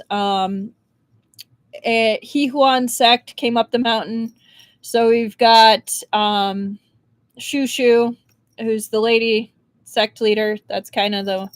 Yeah. And now we have San Jingxing coming up the mountain. We were about to have Shushu fighting Yipi Chen, and then San Jingxing turned up and was had some very gross, slimy descriptions and was creepily staring at Shen Qiao. So, we also have Yu Shengyan, who is like the junior of Yan Wuxi, the guy that found Shen Qiao at the bottom of bamboo. He stepped in and he was like, dude, like, really? You're looking at him like that? Like, have some self-respect. So there will be a little grossness warning with the timestamp because he was absolutely disgusting. But yeah, that's the really fast summary. Yeah. No. So that's where we're at. So now we'll get to see how Shen Qiao responds to all this. So, posturing before Junior, I trust that Elder Song must feel quite ashamed of himself, Shen Qiao said coolly. His words were also imbued with internal energy, but it wasn't wild and unrestrained like San Jingxing's. Rather, he focused his voice straight ahead, sending it directly at San Jingxing. Shen Qiao lifted his sleeve and shook it once, negating the better part of Shen Qiao's attack. As for the remaining fraction, he relied on his powerful and profound internal cultivation to take it head-on, forcibly absorbing it. Yeah, but you guys try to throw a nice tournament, and then there's these guys. Pretty much. I mean, he was subtly trying to form an alliance against these guys. So, like, kind of the reason why they're here, trying to mess with your stuff. But anyway, in the blink of an eye, the two had already exchanged a round of attacks without batting an eyelid. But it was impossible to tell who was stronger or weaker with only those incomplete moves. Shen Qiao could feel that Shen Qiao's martial arts had greatly improved, and Shen Qiao also felt that Shen Jingxing was worthy of Yuan Zixiao's ranking of him as a Grandmaster-level expert. They looked at each other, then Shen Jingxing suddenly smiled and said, "Now that Taoist Master Shen has regained his vision, his eyes have become bright and spirited, making him even more captivating. Eyes are indeed the windows to the soul. No matter how lovely a beauty is, they still need a pair of good eyes." Since he descended the mountain, Shen Jingxing's attention had been fully focused on Shen Qiao. Yuan Shushu silently frowned to herself about how he was ruining things, then followed up with a smile. In the young palace mistress's words, Elder Song is ranked 6th in the world, while I am only 9th. Therefore, it would be too humiliating to Abbot Yi if I were to fight him. Shen Jingxing then shifted his gaze from Shen Qiao to Yipi Chen. Since I am ranked 6th, he said to Yuan Shushu, may I ask what place Abbot Yi holds? Yeah, that's... Just now, Liu Li Palace's young mistress Yuan said that Abbot Yi's martial arts rank in either third or fourth place, yet to be determined. Sun Jingxing gave a mocking laugh. In that case, if I defeat Abbot Yi, wouldn't the position of third place in the world become mine? Yuan Shushu smiled. Since today is the Sword Trial Conference, the Jiuhuan Sect should also follow the rules of the Jianghu and fight one-on-one.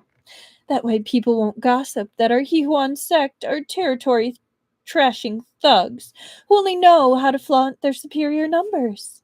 Our humble sect elder Song wishes to seek guidance from Abbot Yi. Would he be willing? Yi Pichen already knew that Jiuhuan's sect had come well prepared and that there was no way that they'd let the matter rest so easily. To him, there was little difference between Shen Qiao or Yuan Shushu. Regardless of which it was, he had to beat Jiuhuan's sect into retreating. If he couldn't intimidate them, then forget about winning over people's hearts. The alliance would fall through completely. The people from other sects would be greatly disappointed in Chunyang Monastery, an expert of the highest order. If someone were to underestimate him based on his reputation, they would be the only one who'd end up suffering. Yi Pichen held his sword in hand and gave a small smile. Since the Sword Trial Conference is open to everyone, naturally we won't turn Jiuhuan Sect away at the door. I have long heard of the famous carving dragon palm, so today this humble Taoist wishes to seek guidance. Though Sun Jingxing was egotistical, he still dared not underestimate the master of Chunyang Monastery. As you wish. Please start, Abbot Chen. Before Yuan Zixiao had ranked the world's martial experts, people considered Yi Pichen for top 3 in the world. Though Yuan Zixiao now said that Yi Pichen's martial abilities ranked between 3rd and 4th, this slightly lowered ranking didn't diminish his status and prestige in everyone's eyes. It would have been fine for him not to act, but now that he had agreed to the challenge, it would surely be an earth-shaking battle. Sun Jingxing was famous for his carving dragon palm, but that didn't mean he didn't know how to use a sword. At this moment, he extended his hand behind him and by wrong immediately presented a longsword to him with both hands. The sheath was old-fashioned and plain, and Sun Jingxing didn't take it either. Instead, he drew the sword directly.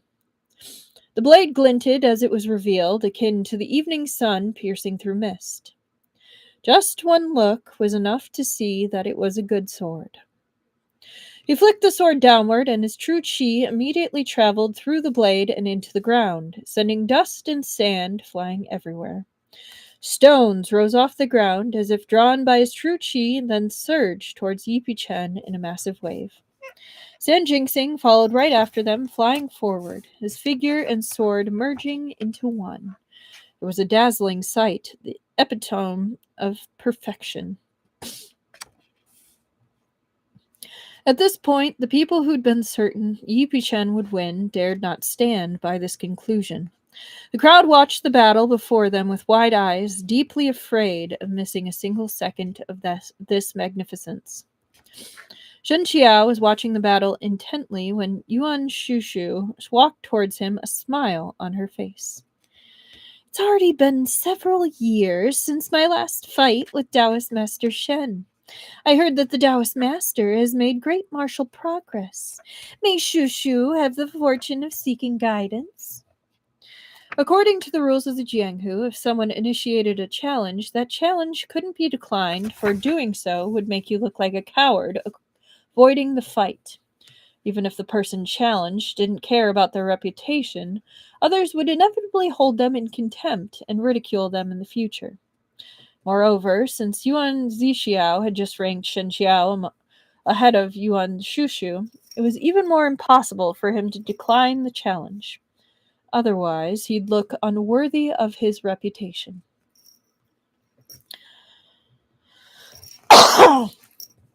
Before Shen Qiao could answer, though, Yu Shengyan stood up and said, Why bother Taoist Master Shen? I'm willing to have a duel with sect leader Yuan. At any other time, he'd have happily watched the show from the sidelines. Demonic practitioners were not that kind and benevolent. Even if Yu Shengyan was close to Shen Qiao, it was impossible for him to shield Shen Qiao whenever something happened. However, before his visit this time, Yan Wuxi had instructed him, saying that he should absorb some troubles for Shen Qiao when needed. Though Yu Shengyan hadn't understood what he was thinking, he had to strictly carry out his Shizen's instructions. But of course, Yuan Shushu didn't take him seriously. If your Shizen came himself, I would be forced to cede some ground to him. The clear implication behind her words. When you're the only one, you should just step aside. Of course, Yu Shengyan understood. He just wanted Yuan Shushu to back off, so he name-dropped Yan Wuxi more directly. Shizun isn't far from here. He'll arrive soon. Yuan Shushu smiled sweetly. Did Taoist Master Shen sell himself to Yan Wuxi? To the point that he needed his consent to fight? If he's not here, is Taoist Master Shen too afraid to make a move? Shen Qiao inclined his head slightly.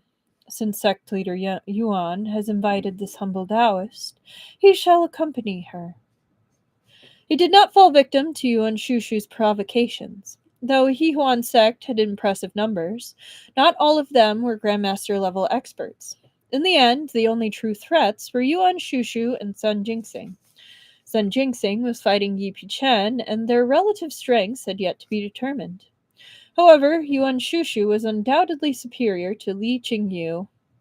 Among all present, it seemed that no one other than Shen Qiao could deal with Yuan Shushu.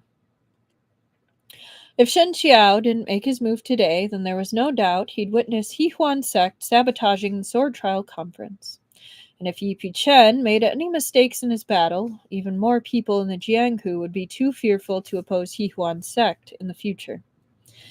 Truly a decisive person, Taoist Master Shen.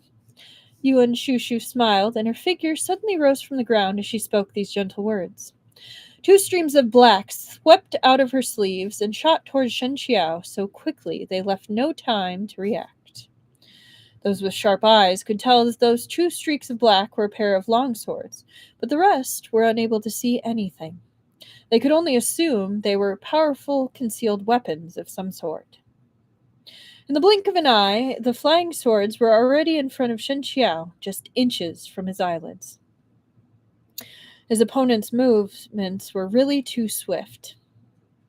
Fan Yuanbai and Xiao Yishui couldn't help but yell in surprise. It seemed that Yuan Shushu had held back during her battle with Li Qingyu and left him some leeway. But now she was attacking with her full strength, and as distant bystanders, they were completely unable to react in time, let alone think of how Shen Qiao would respond.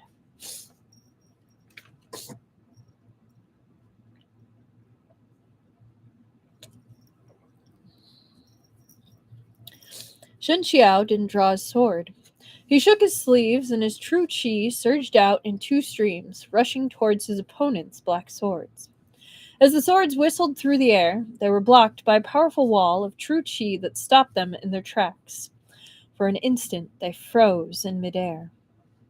And using just this instant, Shen Qiao drew the long sword from behind him and slashed at the air. The sword glare was like the layering petals of a flower, blooming ring upon ring. Its magnificent beauty concealed a razor-sharp edge, one that made others afraid to look, that left them unable to meet it head-on. Agitated by the sword qi, the black swords reversed direction and flew back, no longer under Yuan Shushu's control. Giggling, she simply grabbed both swords and swept directly towards Shen Qiao. Their fight was different from that of Yi Pichen and Sun Jingxing. The latter 2 used their presences to pressure each other. Not only were they competing in swordplay, they were also sparring over whose internal energy was more profound. However, Shen Qiao and Yuan Shushu were both masters of the sword. Although their internal energy was clashing and vying for supremacy, this was accompanied by their sword qi and sword mastery, and not one could be missing. Their fight drew the eye even more than the duel between Shen Jingxing and Yi Pichen, and not by a small margin. Though the crowd's attention wavered between both fights, most were more inclined to watch Shen Qiao's battle. But fighting wasn't dancing. It couldn't be contained to a particular area, and this was no spar. Although the two of them weren't staking their lives on the fight, they were bringing their full power to bear. Shen Qiao had already achieved the echelon of sword heart. Even leaving aside Yuan Shushu, there were but a few people in the world who could compare with him. However, Yuan Shushu was no pushover. Against her full might, Shen Qiao couldn't prevail with just a few moves. If he could, that would only prove that Yuan Shushu's strength didn't live up to her reputation, or that she didn't want to fight at all. So the two of them fought from the gates of Chunyang Monastery to the roof, and then from the roof to the stone wall. Both parties' Qinggong had already attained the pinnacle, and they immediately descended along the stone wall, their swords' qi overlapping. From afar, they looked like paper dolls affixed to the stone wall, but this was, in truth, a manifestation of their formidable, transcendent Qinggong. Not only was the younger generation left dumbfounded, even Yu Shengyan couldn't believe his eyes. After all, when he'd first picked up Shen Qiao, the man had lost almost all of his martial arts, on top of being grievously injured and blind. Now, only a short time after, he'd already become this powerful. If this was the true strength of a Grandmaster level expert, then never mind Yuan Shushu. Shen Qiao might even have a chance facing off against his Shifu Yan Wuxi. Yu Shengyan had just been blindly trying to make Shen Qiao call him Shixian. Thank goodness for Shen Qiao's excellent temper, otherwise he would have never let it slide. That's kind of funny, yeah. Xiao Qiying gave a quiet sigh. Looks like Taoist Master Shen has been going easy on us during our sparring sessions. Shen Qiao was gentle and approachable, but his sword qi was exceptionally imperious and powerful. Shan Hitong Bei hummed within his hand, accompanied by its sword glare.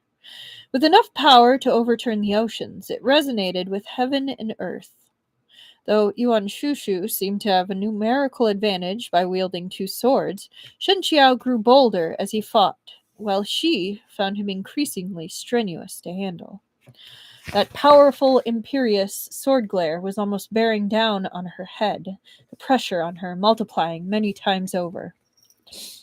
The two of them continued fighting, from the mountaintop to the foot of the mountain. It was impossible for everyone to follow them down the mountain to continue observing. When Yuan Shushu saw that no one was around, she couldn't help but call out to him. Wait a minute, Taoist Master Shen. I have something to say. Since she'd told him to stop, of course she couldn't keep fighting. She immediately swept back, breathing a sigh of relief when Shen Qiao ceased his pursuit and, feeling the immense pressure bearing down on her head, suddenly disappear. With a smile, Yuan Shushu said, When I heard that Taoist Master Shen had killed two of our sect elders, I couldn't quite believe it. Looking at it now, I was indeed too blind to recognize Mount Tai. Though she looked relaxed, she knew in her heart that if the fight continued, she definitely would not be Shen Qiao's match. Shen Qiao's heart was as clear as a mirror, open-minded and transparent. Sect leader Yuan deliberately led me down the mountain. I trust that it wasn't to praise my martial arts. Yuan Shushu pursed her lips and smiled. Taoist Master Shen is indeed wise. I'll be honest with you. I do have a good offer for you. Are you interested? Please speak, said Shen Qiao. I know you and son Jingxing loathe each other deeply, she said. He's cruel, bloodthirsty, and lustful to the bone. There's also Chen Gong, who repays kindness with enmity, who's repeatedly made trouble for you, but now he's colluding with son Jingxing. He even used Tai Yi to ingratiate himself for an aristocratic title. He is truly a scoundrel, through and through. I also detest him. If Taoist Master Shen is willing to leave here today, to stay on the sidelines and avoid interfering with the affairs of Chunyang Monastery, I'll hand Chen Gong over to you and help you kill Sun Jingxing as well. How about it? Shen Qiao slowly shook his head. Yuan Shushu raised her eyebrows and said, "What? Is that not an excellent offer?" "It's indeed an excellent offer for me." "Then why did Taoist Master Shen reject it?" "There is a long-standing enmity between Sun Jingxing and Sect leader Yuan," Shen Qiao replied. "Sect leader Yuan wishes to get rid of him, but she's had this notion for a long time. So why use this humble Taoist as an excuse? As for Chen Gong, though he is indeed a scoundrel, we don't particularly hate each other. Even if it turns out I need to take care of him, I will find him myself. So Sect leader Yuan need not trouble herself."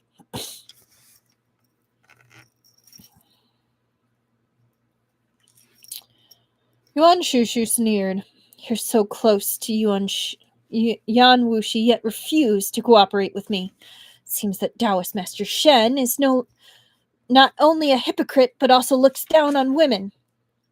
Shen Qiao sighed and said, "Sect leader Yuan, your words are excessive. There's a reason behind my relationship with sect leader Yan. But it's a long story and inconvenient to elaborate on. I've never held any thoughts of looking down on sect leader Yuan. The world values men over women, and even if the Jianghu has fewer restrictions, it's still 100 times more difficult for women to establish themselves within it compared to men. This is one of the main reasons why Jiuhua's sect has been a repeated target for the secular world. However, under sect leader Yuan, Jiuhua's sect has stood firm, which is naturally proof of sect leader Yuan's abilities. Though this humble Taoist has also served as sect leader, my performance was far inferior to yours. The reason is that he loves Yan Wuxi a little. He definitely respects Yan Wuxi. I don't know if he really loves him yet, but there's definitely aspects there. Like, we're getting there. I don't know if it's yet, though.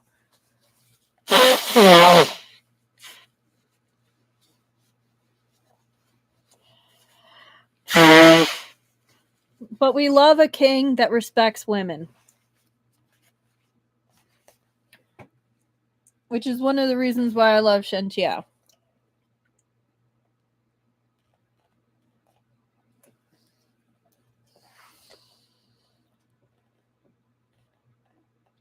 Yuan Shushu was a bit surprised. She hadn't expected Shen Qiao to speak in her favor. Ever since she'd entered the Jianghu, there'd always been people who'd called her witch or demoness.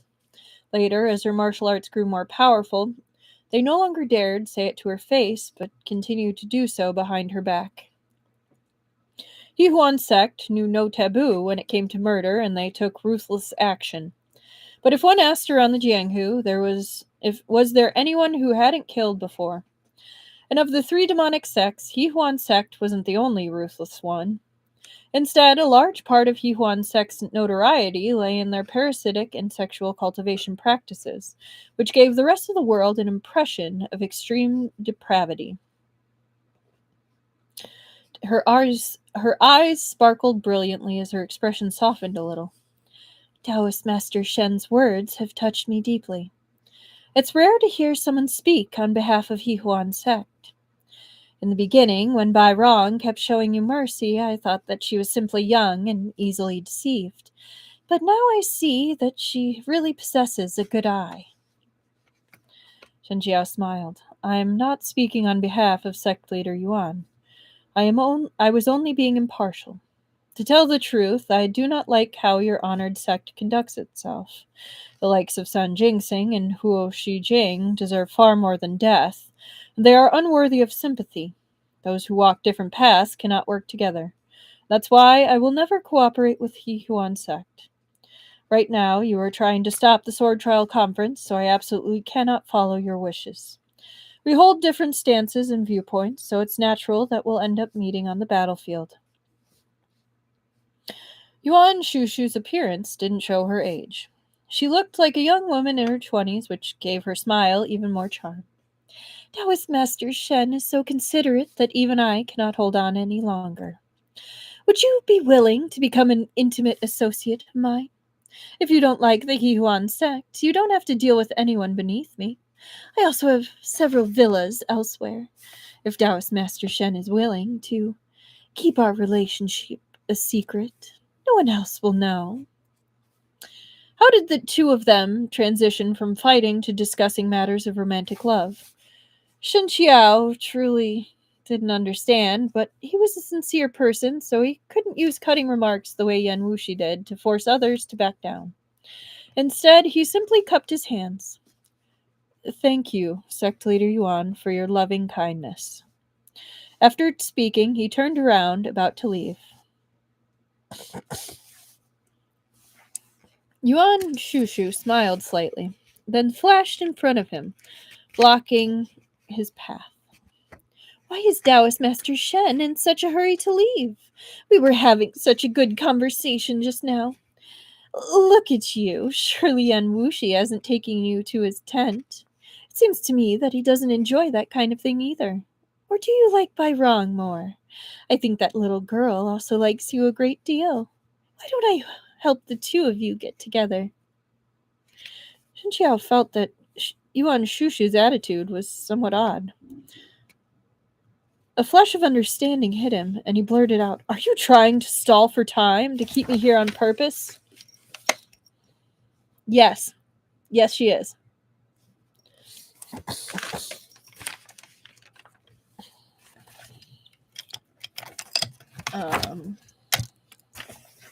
Author does like their cliffhangers. 156.30.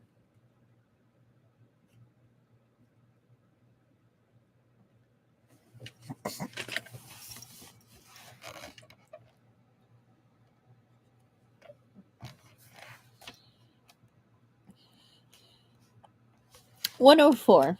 Back from the dead. Yuan Shushu said calmly, I simply realized that I was very compatible with Taoist Master Shen, so I put in a few extra words. Where did you get that thought of stalling for time? Shen Qiao didn't want to say any more to her. He turned to head back up the mountain, but Yuan Shushu flashed in front of him once more. Is Taoist Master Shen that displeased at seeing me? Why are you running away after only a few words? If you don't wish to be intimate associates, we can just be ordinary friends.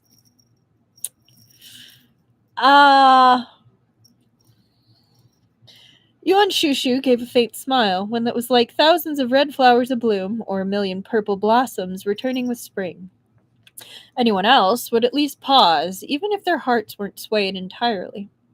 However, Shen Qiao didn't halt his steps in the slightest and continued walking forward, completely unhindered by her beauty. Having this level of focus, one could truly call Shen Qiao half immortal. Other than that freak Yan Wuxi, when else had Yuan Shushu seen someone like this? Ouch. Shen Qiao saw that she was about to strike and said coolly, Though my cultivation path doesn't rely on reckless slaughter, that doesn't mean I can't kill.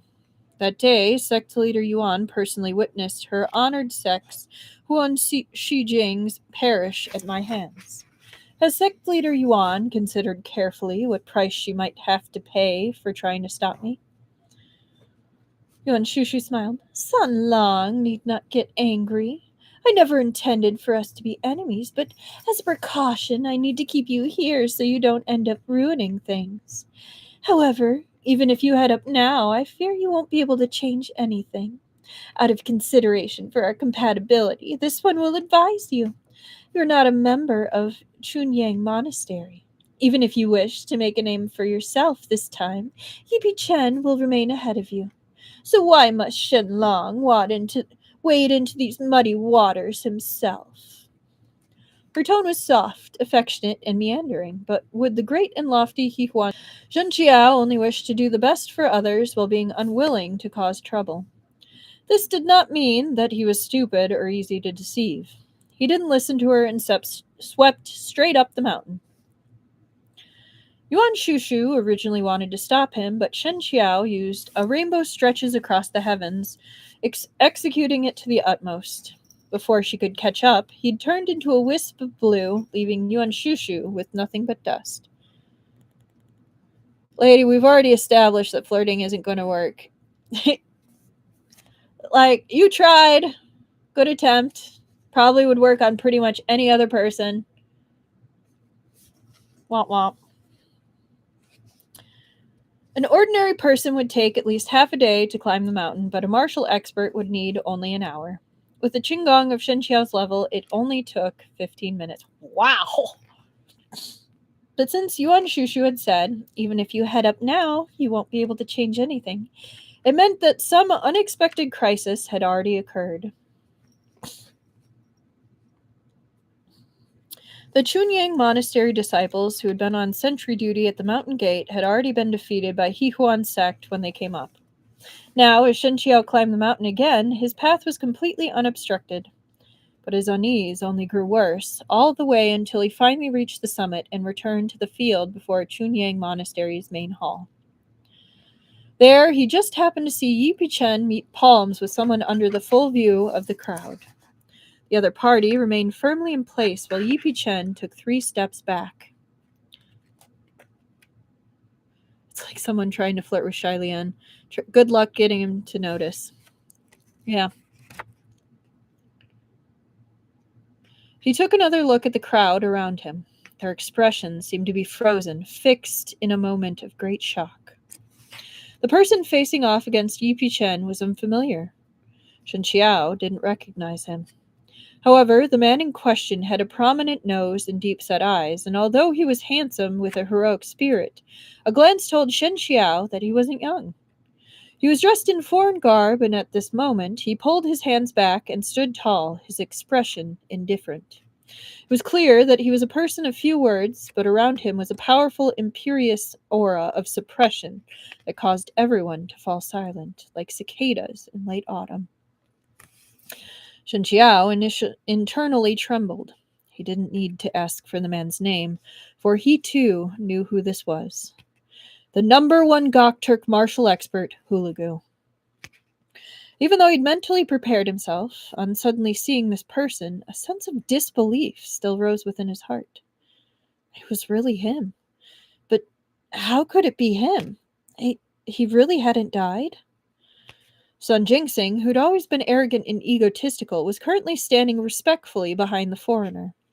When he saw him beat back Yi Pichen with a palm strike, he stepped forward with a smile that said brightly, "This Abbot Yi is one of the best martial experts in the world, and he's also an esteemed Taoist, yet he is unable to last even a round against Qianbei. It can be seen that the so-called world's top 10 ranking is unfounded and untrustworthy. Qianbei's grasp of martial arts is already far beyond the reach of mortals, so he truly deserves to be called the world's true #1, backed up by merit." Hulagu showed no appreciation for his flattery. However, his face remained cool and empty of all emotions whatsoever. "I came here to challenge Yi Pichen. That's my business," he said. "It has nothing to do with Jiuhua's sect, and I don't need you to take the lead for me either." Shen Jingxing's expression didn't waver. "Qianbei's words are too much," he said, still smiling. "We also came to take a look, because we heard that there was a Sword Trial Conference here. We didn't expect that Qianbei would arrive right after we did." If he had heard Shen Jingxing's words only, Shen Qiao could have really believed that both parties just happened to simultaneously arrive in their bid to wreck the place. But when he'd heard from Yuan Shushu at the foot of the mountain was a reminder that it couldn't be that case. Jiuhua's sect had clearly known that Hulagu would come, so they'd arrived in advance. First to exhaust some of Yi Pichen's fighting spirit, increasing Hulagu's chances of victory, and second to pick up some benefits for cheap. As for why Jiuhua's sect wanted to take the lead for Hulagu, that was easy to understand. Yuanyang's empress, Lady Ashina, must have also contributed to Yuan Yun's ascension to the throne. Though she wasn't Yuan Yun's biological mother, Yuan Yun had always loved to go against his father. Since the late emperor had kept the Gokturks at a respectful distance, Yuan Yun must pursue a close relationship with them instead. In that case, it wasn't surprising that Jiuhua Sect, with Yuan Yun as their backer, had also allied with the Gok Turks. Yupi Chen's face betrayed nothing. He'd taken only 3 steps back, and that alone was incredibly impressive. Hulagu wasn't an ordinary expert. He was the man who'd fought Chief Ingwei over 20 years ago. Then 2 decades had passed, and everyone thought he was dead. Even Duan Wenyang, as he walked through the Central Plains, had released false news of his master's death. Who knew that the situation would change suddenly, bringing a legendary character back from the dead? Of course, everyone would find it shocking. Many of the people present had yet to figure out Hulagu's identity, and those who'd vaguely guessed it perhaps or probably still felt it was as impossible as seeing a ghost in broad daylight. But Shen Qiao was paying close attention to Yi Chen, and he noticed that the man's face had turned red for a moment just now. It was obvious that he'd suffered internal injuries. He wasn't as unscathed as he appeared on the surface. And if he could tell, naturally so could Hulagu. Hulagu's gaze fell on Yi Chen, and he said coldly, "I heard that Chunyang Monastery is now known as the world's leader for Taoism, but as a martial artist, you're inferior to Chief Ingwei from back then." It was incredible that Yi Chen could still maintain his smile and composure under such crushing pressure. Chunyang Monastery has never claimed to be the leader of Taoism, and I've never compared myself to esteemed Taoist Master Qi. Your martial arts are superb. This humble Taoist admires you greatly. May I ask if your distinguished self came to participate in the Sword Trial Conference, or did you come for Chunyang Monastery? The former meant a normal spar, the latter meant he was here to gate crash and out for revenge. Hulagu answered coolly. The Sword Trial Conference's sole purpose is for reputation fishing. Those who possess true strength would feel no need to participate. I originally thought that since the reputations of Chunyang Monastery and Yi Chen sounded like thunder, they must have had some outstanding abilities. But as it turns out, they're merely mediocre. Ouch. He'd come to someone else's territory and spoken such disparaging words. Yi Chen could endure it, but the Chunyang Monastery disciples behind him couldn't. Someone instantly stepped forward and said, "Your distinguished self is incredibly capable, yet you were defeated by esteemed Taoist Master Qi and cowered like a turtle outside the Great Wall for over 20 years. Only now that he's gone did you rush back to sow misfortune in the Jianghu of the Central Plains. What kind of hero are—" As he was about to say the final "you," Hulagu swept him a cold glance, and the speaker was so terrified he lost his voice entirely. He swallowed the words back, and his face instantly flushed red. Hulagu didn't speak, but Duan Wenyang behind him did. Even after 20 years, your Jianghu of the Central Plains couldn't even find an opponent worthy of being Shizen's rival. Yet you have the guts to talk that big? If I were you, I'd be so ashamed I'd just bash open my head and die. What honored Taoist? In my opinion, of your entire Jianghu, only Chief Ingwei could match my Shizen, if only he were still alive. To think that my Shizen still believed the Central Plains to be flourishing with heroes. I heard that there was a Sword Trial Conference and rushed here with great enthusiasm. Truly unworthy of your reputation. Under his mockery, Chunyang Monastery wished to sink into the ground out of shame, and most of the Jianghu members in the crowd were rendered completely speechless. They'd seen Yi Chen's martial arts and seen them very clearly. His recent battle with son Jingxing had been a brilliant spectacle, and Yi Chen was undoubtedly far superior to Jiuhua Sect. But they hadn't gotten the chance to be happy for long when Hulagu appeared. Now that this man was here, regardless of whether it was Yi Chen or San Jingxing, they all had to lower their heads. For ordinary people, San Jingxing and Yi Chen were already far beyond their own existence, and now this Hulagu had arrived as well. He was a moon suspended in the 9 heavens, so far out of their reach that despair filled their hearts. People with aspirations were reminded even more of that battle 20-odd years ago. They lamented that they'd been too young to catch it. The Chiefing Wei of back then had been able to defeat even Hulagu. How magnificent he must have been! But not everyone present was the kind who cheered for others while putting themselves down. Someone who was displeased with Duan Wenyang's words stepped forward and said loudly, "You came to Chunying Monastery, yet dare to spread such blasphemy, saying that the Central Plains lacks talent. Don't you know how many experts exist in the land? There are the Buddhist sects in the north, Confucian sects in the south. Unless you challenge them all, how do you know? Just now, Liu Li Palace is ranked the world's elites, yet Hulagu's name never appeared. Your esteemed master and disciple are just singing your own praises. How fun that must be! All you're doing is providing others with more fodder for jokes." Liu's face remained placid, but Duan Wenyang's narrowed his eyes. "What is your surname, and which sect are you from?" The man's heart trembled, but how could he let himself be intimidated in full view of the public? So he raised his voice and reported his background. "Wang Shuo of Kuoji Commandery's Wang family." His Wang family relied on neither Jiuhuan sect nor the Gok Turks for their survival, so why should he be afraid? With this in mind, Wang Sanlang couldn't help but further bolster his courage. Duan Wenyang arched an eyebrow, and the pitch of his voice rose slightly. "Oh, Kuoji Commandery's Wang family." When he spoke, his hand darted out quick as lightning. A whip silhouette appeared out of nowhere at the same time, sweeping straight towards Wang Sanlang. Wang Sanlang watched helplessly as the other party attacked. He didn't even have time to draw his sword. He could only retreat to avoid it. But his speed was no match for Duan Wenyang's. He hadn't backed up very far when the whip had already curled around his wrist, twisting until he was overcome with agony and almost shattering his bones. "Ah!" He let out a loud scream, and the long sword fell from his hand. "Sanlang!" Wang's other long eyes bulged with rage. He flew forward to save his brother. But someone moved even faster than he did. They drew their sword and slashed at the air, and their sword sheath flowed forth, instantly enveloping Duan Wenyang.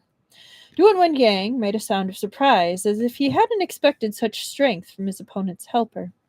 He was forced to withdraw his whip and focus on the newcomer, and only then did he realize the other party was a beautiful young woman.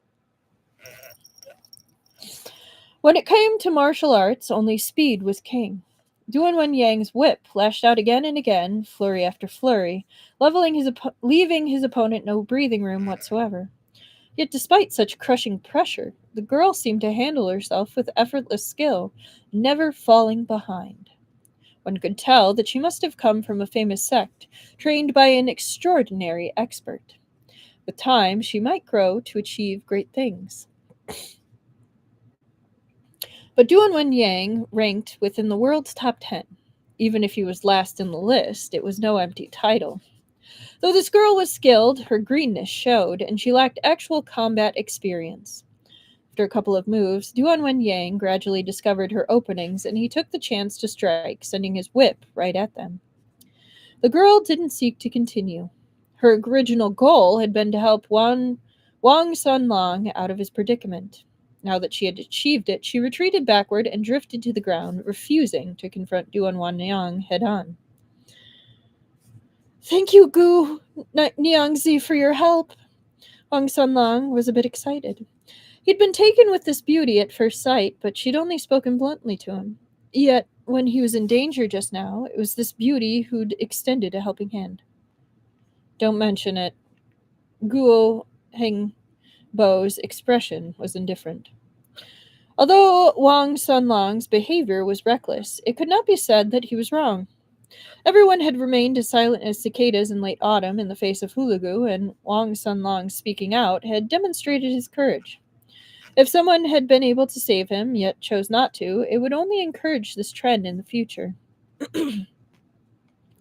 Guo Hengbo truly proved that she'd been raised by Shen Qiao. Her viewpoint was very much in line with her Zhang Jiao Shixian's. Though Wang Sunlong hadn't sustained many injuries thanks to Gu Hengbo's intervention, upon seeing that the master and disciple both possessed exceptional martial arts, everyone knew that they couldn't even defeat the disciple, let alone the master. They couldn't help but feel from the bottom of their hearts that they were looking at people who were out of their reach, so much so that they could only see the dust they left in their wake. To some extent, the plan of Chunyang Monastery was to unite the various factions against Hulagu Sect and the Buddhist discipline, and it had already failed. Yi Qingyu's hand was already on the hilt of his sword, but another hand reached out and firmly grasped his arm. That hand belonged to Yi Pichen. Meanwhile, Hulagu looked at Gu Hengbo and suddenly asked, "Who is Qi Fingwei to you?" Gu Hengbo had noticed Shen Qiao standing at the edge of the stone platform some time earlier. At this moment, she couldn't help but glance at him and then said, "He was my master." Upon hearing about her relationship with Qi Fingwei, Hulagu's expression finally shifted a little.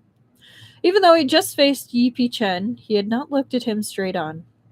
At this moment, he scrutinized Gu Hengbo, then regained his calm and serene expression. A disciple would know their master best.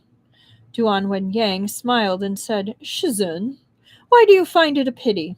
If this disciple is not mistaken, this woman is Gu Hengbo, Qi Fingwei's sole female disciple. Though she's lacking as a martial artist, she still has several Shixian, one of whom inherited the position of Xuandu Mountain's sect leader, and even killed my Shidi, Kunyi, with his sword. Coincidentally, he's also here today." With that, he looked in Shen Qiao's direction and said, "Taoist Master Shen, I haven't seen you for some time. How have you been well?" In that instant, everyone's gazes followed his voice and fell on Shen Qiao. Shen Qiao was originally standing off to the side like an invisible man, but now he couldn't remain a bystander any longer. He lifted his sword and slowly walked forward, stopping when he was a short distance away from the other man. "Thank you very much for your concern. Fortunately, I've mostly been well." His tone was very calm, without a hint of any nervousness caused by Hulagu's appearance. "So, you are Shen Qiao."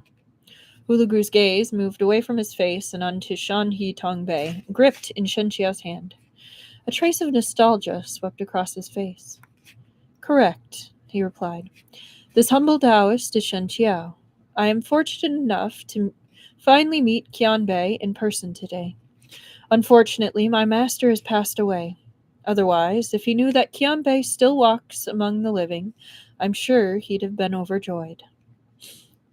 Duan Wenyang suspected that Shen Qiao was mocking him, saying that his Shifu had feigned death and cowered like a turtle in the Khaganate for over 20 years, only daring to emerge with Qi Fingwei's death. However, looking at Shen Qiao's gentle expression, which seemed the picture of benevolence, it was hard to believe that was the case. "You are greatly talented, but you are not my match yet. If you'd had another 3 to 5 years, you might have been able to fight me. But since you killed Kunyi, I cannot let you leave this mountain alive now that I have met you today." Hulagu's face was indifferent, but his words suggested that he was already grasping Shen Qiao's life in his hands. Shen Qiao smiled and replied with a single word. "Really?" In this kind of situation, further verbal disputes were meaningless. His expression might have been calm, but that didn't necessarily mean he wasn't nervous. The onlookers might simply be watching for the excitement, but only the person standing in the thick of it could feel the pressure and aura from Hulagu's powerful presence. Before, when Yi Pichen had exchanged blows with him, he too must have suffered through this torment. Hulagu's strength had already reached some kind of nameless, indescribable echelon. Heaven encompasses all phenomena, and it was a mystery of mysteries. One could only perceive it, but not express it. Could he win? Shen Qiao looked at the person in front of him, lowering his breath until he was barely breathing at all. This would be the most difficult battle he'd ever fought in the Jianghu. The level of peril he was facing now was not inferior to when he'd battled Sun Jingxing.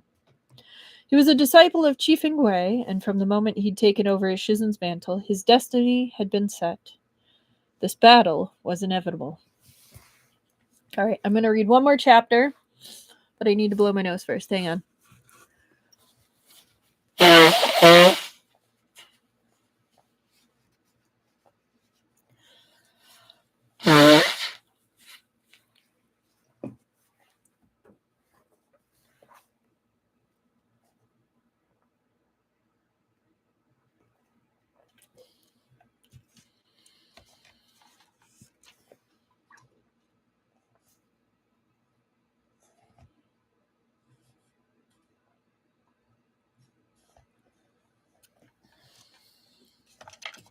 All right, 2/20/15.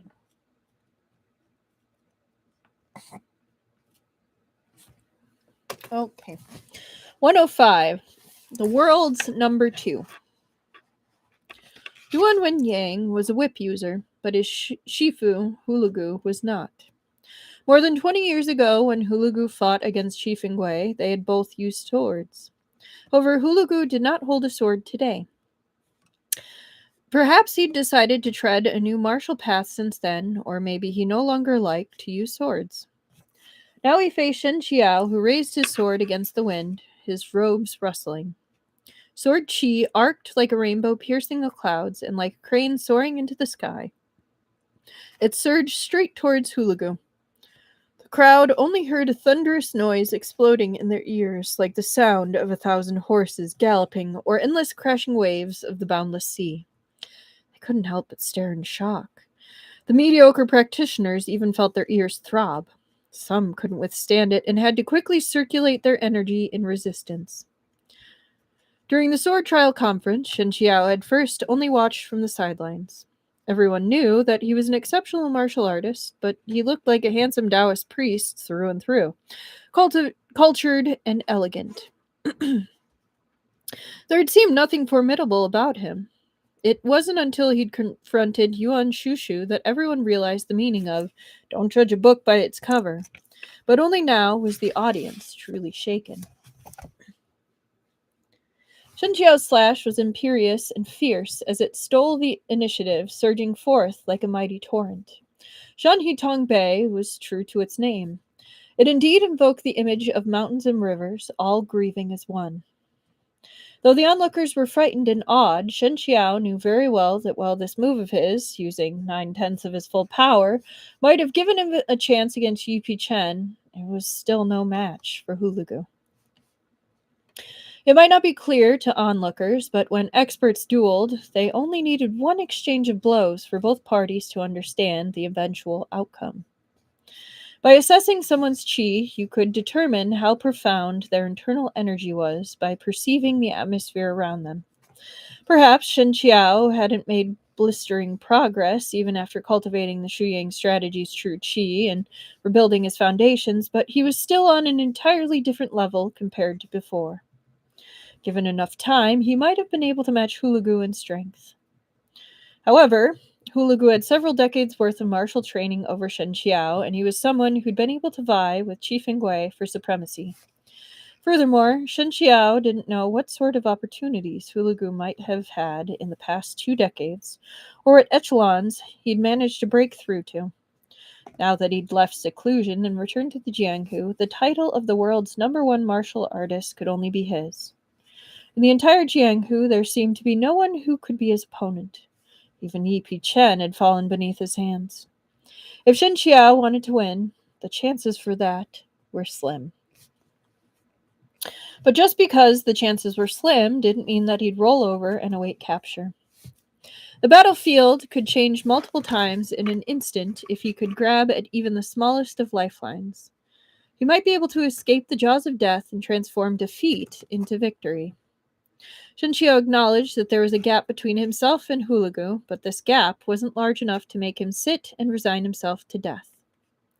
His sword qi was boundless, surging towards Hulagu like waves crashing against the shore.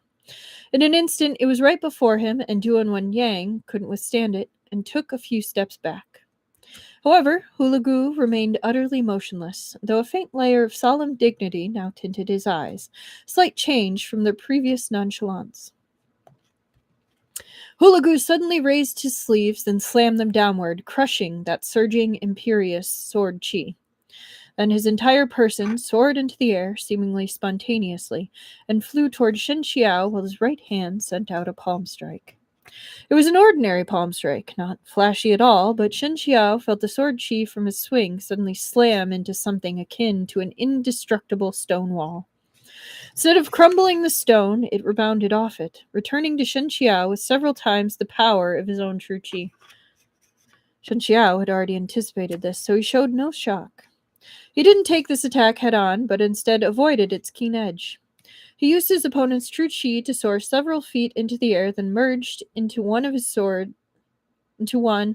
his sword as he swept straight down towards Hulagu.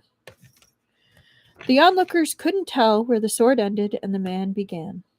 Shen Qiao's speed was far beyond an arrow in flight, and more like a thundering storm. Yet his figure was light and agile, with a momentum that had nothing in common with thunder, closer to a wisp of smoke or mist.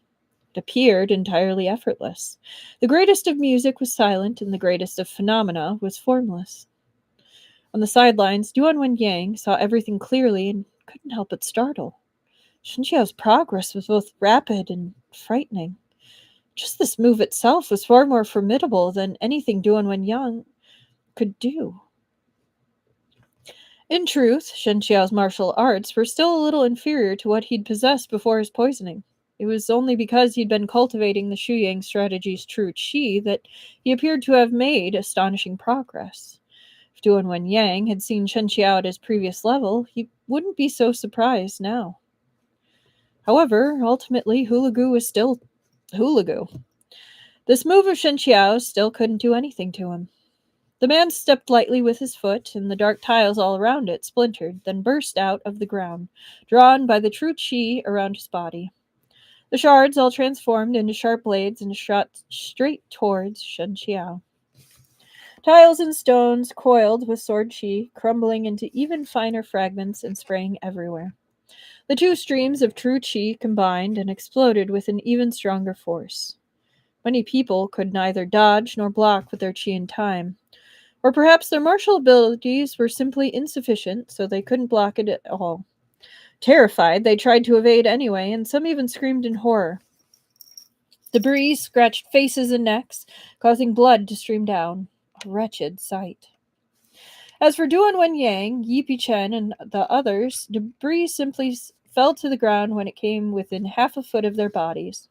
They were completely unscathed, but frowned in unison.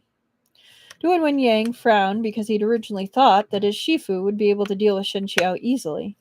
After all, Yuan Zixiao had ranked the man even lower than Yi Pichen. He hadn't expected that his master would grow serious and stop holding back after exchanging several blows. Yi Pichen had naturally realized this too, and he furrowed his brow hard. Based on his own experience of fighting Hulagu earlier, he knew Shen Qiao must be having a difficult time at the moment, and more importantly, his chances of victory were slim. Within the circle of battle, Shen Qiao was feeling a crushing, mountainous pressure. His swordsmanship had achieved the realm of sword heart, which allowed him to look down on all things from above. However, his internal energy was still an unchanging flaw. It couldn't even be mentioned in the same breath as that of a monster like Hulagu. His sword's edge was swift as lightning as it swung down on Hulagu, but surrounded by true chi capable of overturning the oceans, he felt like he was trying to paddle upstream. Standing amid this, Shen Qiao found that it only grew more arduous, to the point that he couldn't advance an inch. At the same time, Hulagu's entire body was radiating with boundless energy. His robes billowed high as his true chi swirled in a vortex of layers. He leapt into the air and struck downward at Shen Qiao. Wherever the wind from his palm reached, it was like a fierce, ravenous beast, overwhelming all of Shen Qiao's sword chi and sword glares as they devoured them all. The stars in the firmament, the churning of clouds and rain, all of it was happening within this very instant. Shen Qiao closed his eyes and pushed his internal energy to the limit while clearing his mind of all distractions. Only one thought remained. He must defeat Hulagu. This battle wasn't only for himself, but also for Shizun Qifengui. He couldn't let others say that Qifengui had been blind, taking in disciples unfit to inherit his aspirations, who'd even lost to his former opponent. Shen Qiao didn't care about something as vain as fame, but he couldn't afford to ignore Qifenggui's legacy. Oh, that's really sweet. He's like, I don't care about my own self, but I gotta show how good my master was. I can't let down my master. The sword heart was clear and single-minded, thus it understood the key. One must strive for victory, but they must not be too eager. At the same time, this was a fight, so it was inevitable that there'd be a superior and an inferior. No one in this world would choose defeat over victory. Even if one claimed they were seeking defeat, that wasn't truly seeking defeat, but rather that they were so conceited that they believed that few could match them as their opponent. Shen Qiao suddenly opened his eyes, and his sword was so swift it had already transformed into an afterimage. However, his gaze wasn't on the sword, but on the man before him, Hulagu. His opponent had also raised his palms to receive the strike. The true qi around their bodies swept forth like wild tempests above the great sea. Heaven and earth churned the waves in their rage as if they wanted to destroy all of creation within the dark ocean's depths. Like enemies on a narrow bridge, it was an inevitable encounter, and the victor would be crowned king. Shen Qiao felt a gargantuan force rush in his direction, immense enough to engulf him. His blood and qi roiled within his heart, as if they were desperately trying to escape his very body. His internal and external energy intersected. His body felt like it was about to be crushed as flat as paper, and his meridians and bones screamed in pain. He was a person of incredible forbearance.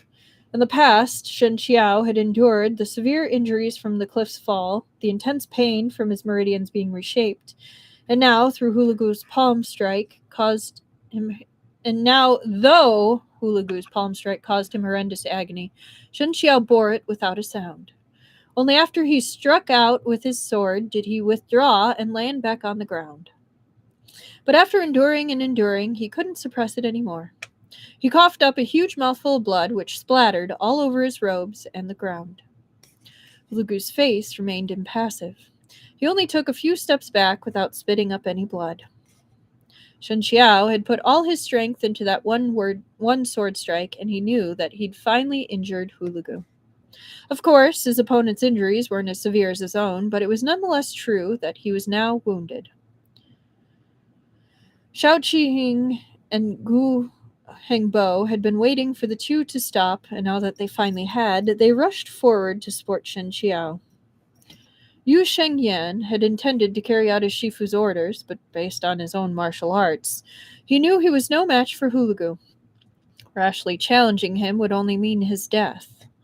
As he watched the two of them fight, he had grown increasingly anxious. Now he saw his chance and intervened. I have long heard of Hulagu of the Gokturks. Watching him fight two great experts, one after another, I see that his reputation is well deserved. Hulagu had never looked at him directly, and even now he only glanced at him. His filial disciple, Duan Wenyang, came forward to explain who Yu Shengyan was. After listening, Hulagu said, I heard that Yan Wuxi is in the Central Plains and is considered an expert. They say that his strength isn't far from Qifenggui's in the past. Not far is an understatement, said Sen Jingxing with a smile, deliberately adding fuel to the fire. I heard that Liu Li Palace has just ranked the entire Jianghu, and that Yan Wuxi is in second place. Hulagu stilled for a moment, then asked, Who is in first? Sen Jingxing smiled at Yuan Zixiao. You must ask the Liu Li Palace's young mistress Yuan. Yuan Zixiao was once again the focus of the whole audience, but her face remained impassive without a trace of panic. She said to Hulagu, Originally, first place wasn't you. Originally? Asked Hulagu. Even now, it seems that you are still a level below Chief Ingwei. Hulugu's eyes narrowed slightly.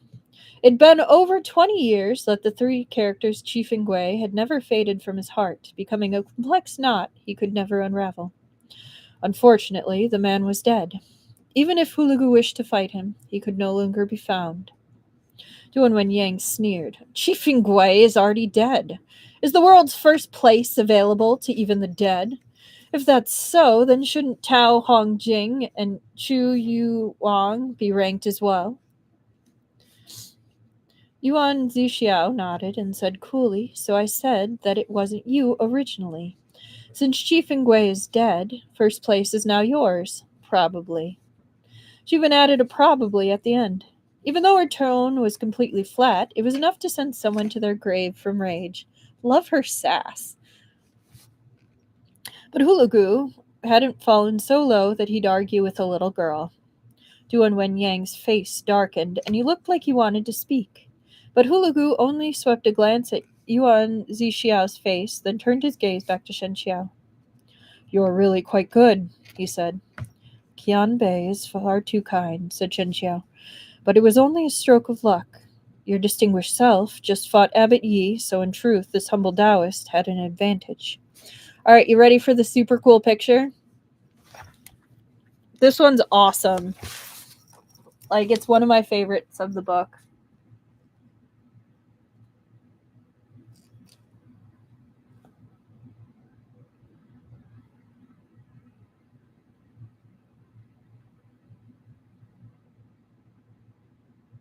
They're both hot.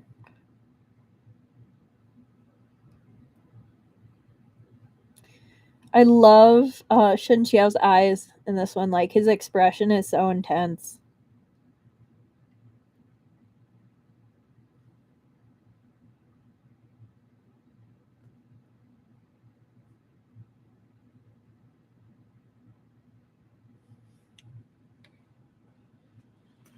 Okay.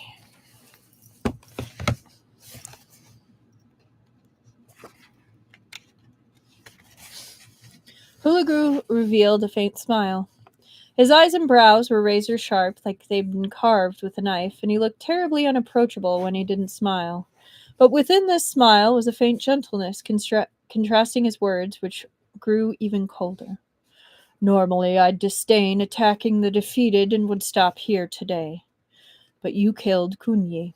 If I let you live, my disciple might feel lonely deep down in the underworld. You should go keep him company. As he spoke, he slowly stalked towards Shen Qiao. Even a normal strolling speed would have been faster, yet he emanated an invisible chill that made others tremble. Though Xiao Qiying and Gu Hengbo were no match for Hulugu, they thought to themselves that it wouldn't be too hard to hold him off just long enough to give Shen Qiao a chance to escape. They turned back to Shen Qiao and said, Lily, hurry up and go! At the same time, they drew their swords.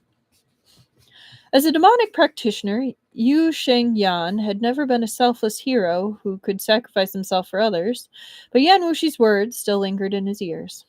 He gritted his teeth and also ran in front of Shen Qiao. Li Qingyu, Su Qiao, Fan Yuanbai, and Shou Yishui all came over as well, and they stood in front of Shen Qiao. At this moment, one could see the good karma that Shen Qiao had accumulated. Yi Pichen was seriously injured, but he couldn't stand by and let Hulugu kill Shen Qiao here and now. Otherwise, Chunyang Monastery could forget about their standing in the Jianghu. He immediately raised his sword and rushed over, his voice stern. Stop at once! The Sword Trial Conference is only a competition, not a place for fighting and revenge. Why would Hulugu take him seriously? Without him having to do anything, Duan Wenyang and Sun Jingxing had already stepped forward to stop Yi Pichen. The disciples of Chunyang Monastery all rushed forward to help, but the members of Jiuhua Sect didn't lag behind either. The scene instantly descended into chaos. As for the people from the other sects, some couldn't resist intervening to help, while the rest looked at each other at a loss and unsure what they should do. Thinking of how Gu Hengbo had stepped in to protect him earlier, not to mention his admiration for her beauty, Wang Sunlang too rolled up his sleeves and ran over to help. His brother stomped his foot at this, but ultimately could only follow him. Yet Hulagu didn't pause. He continued to stalk over to Shen Qiao one step at a time. His expression was indifferent and placid, devoid of any ripples. In his eyes, these people were no more than dead or withered objects, unworthy of his attention. Shen Qiao said softly,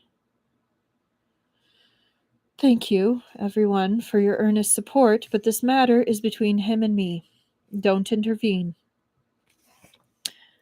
So saying, he used a light wind from his palm to push the crowd aside. "Shixian!" cried Gu Hengbo anxiously. Hulagu was already slowly lifting his palm. Shen Qiao clutched tightly at the sword hilt in his hand. Yeah, the living blockade is really pretty cool. At this moment, a sneer exploded in everyone's ears. This is some... Oh, hang on. I gotta get the voice right. "This is someone who belongs to my venerable self, and you think you can kill him as you please?" Shocked, Yu Shengyan yelled, "Shizun!"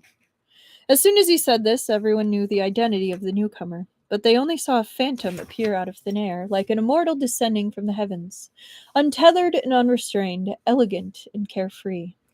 He didn't meet Hulagu head-on, as everyone expected, though. Instead, he grabbed Shen Qiao's waist and simply swept him away. He did it with such swiftness that even Hulagu couldn't stop him in time. Everyone was dumbfounded.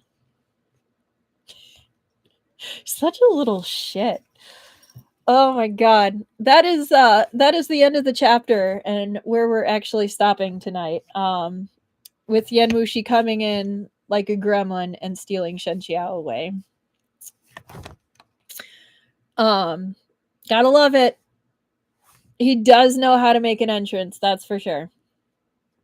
Oh, I just cracked my neck.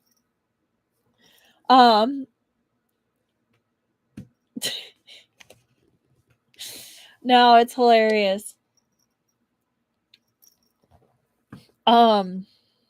So excitingly, Thursday we will actually be finishing this book. It's a pretty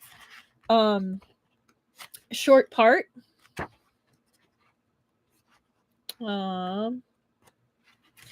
Yeah, it's a pretty short book. Yan Wuxi, that's mine. Pretty much, yeah. For a lot of this book, that's mine.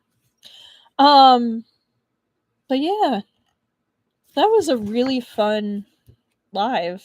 Like this part, the Sword Trial Conference is absolutely amazing. So much drama, really cool fights, and just again, drama. Like so much sass. I love it. But we will finish off this book on Thursday, and then we will get started on book 5, our last book in the Thousand Autumn series, and then we will actually get to start on Peerless, which I have to admit I have not actually read, so it will be a new experience for all of us.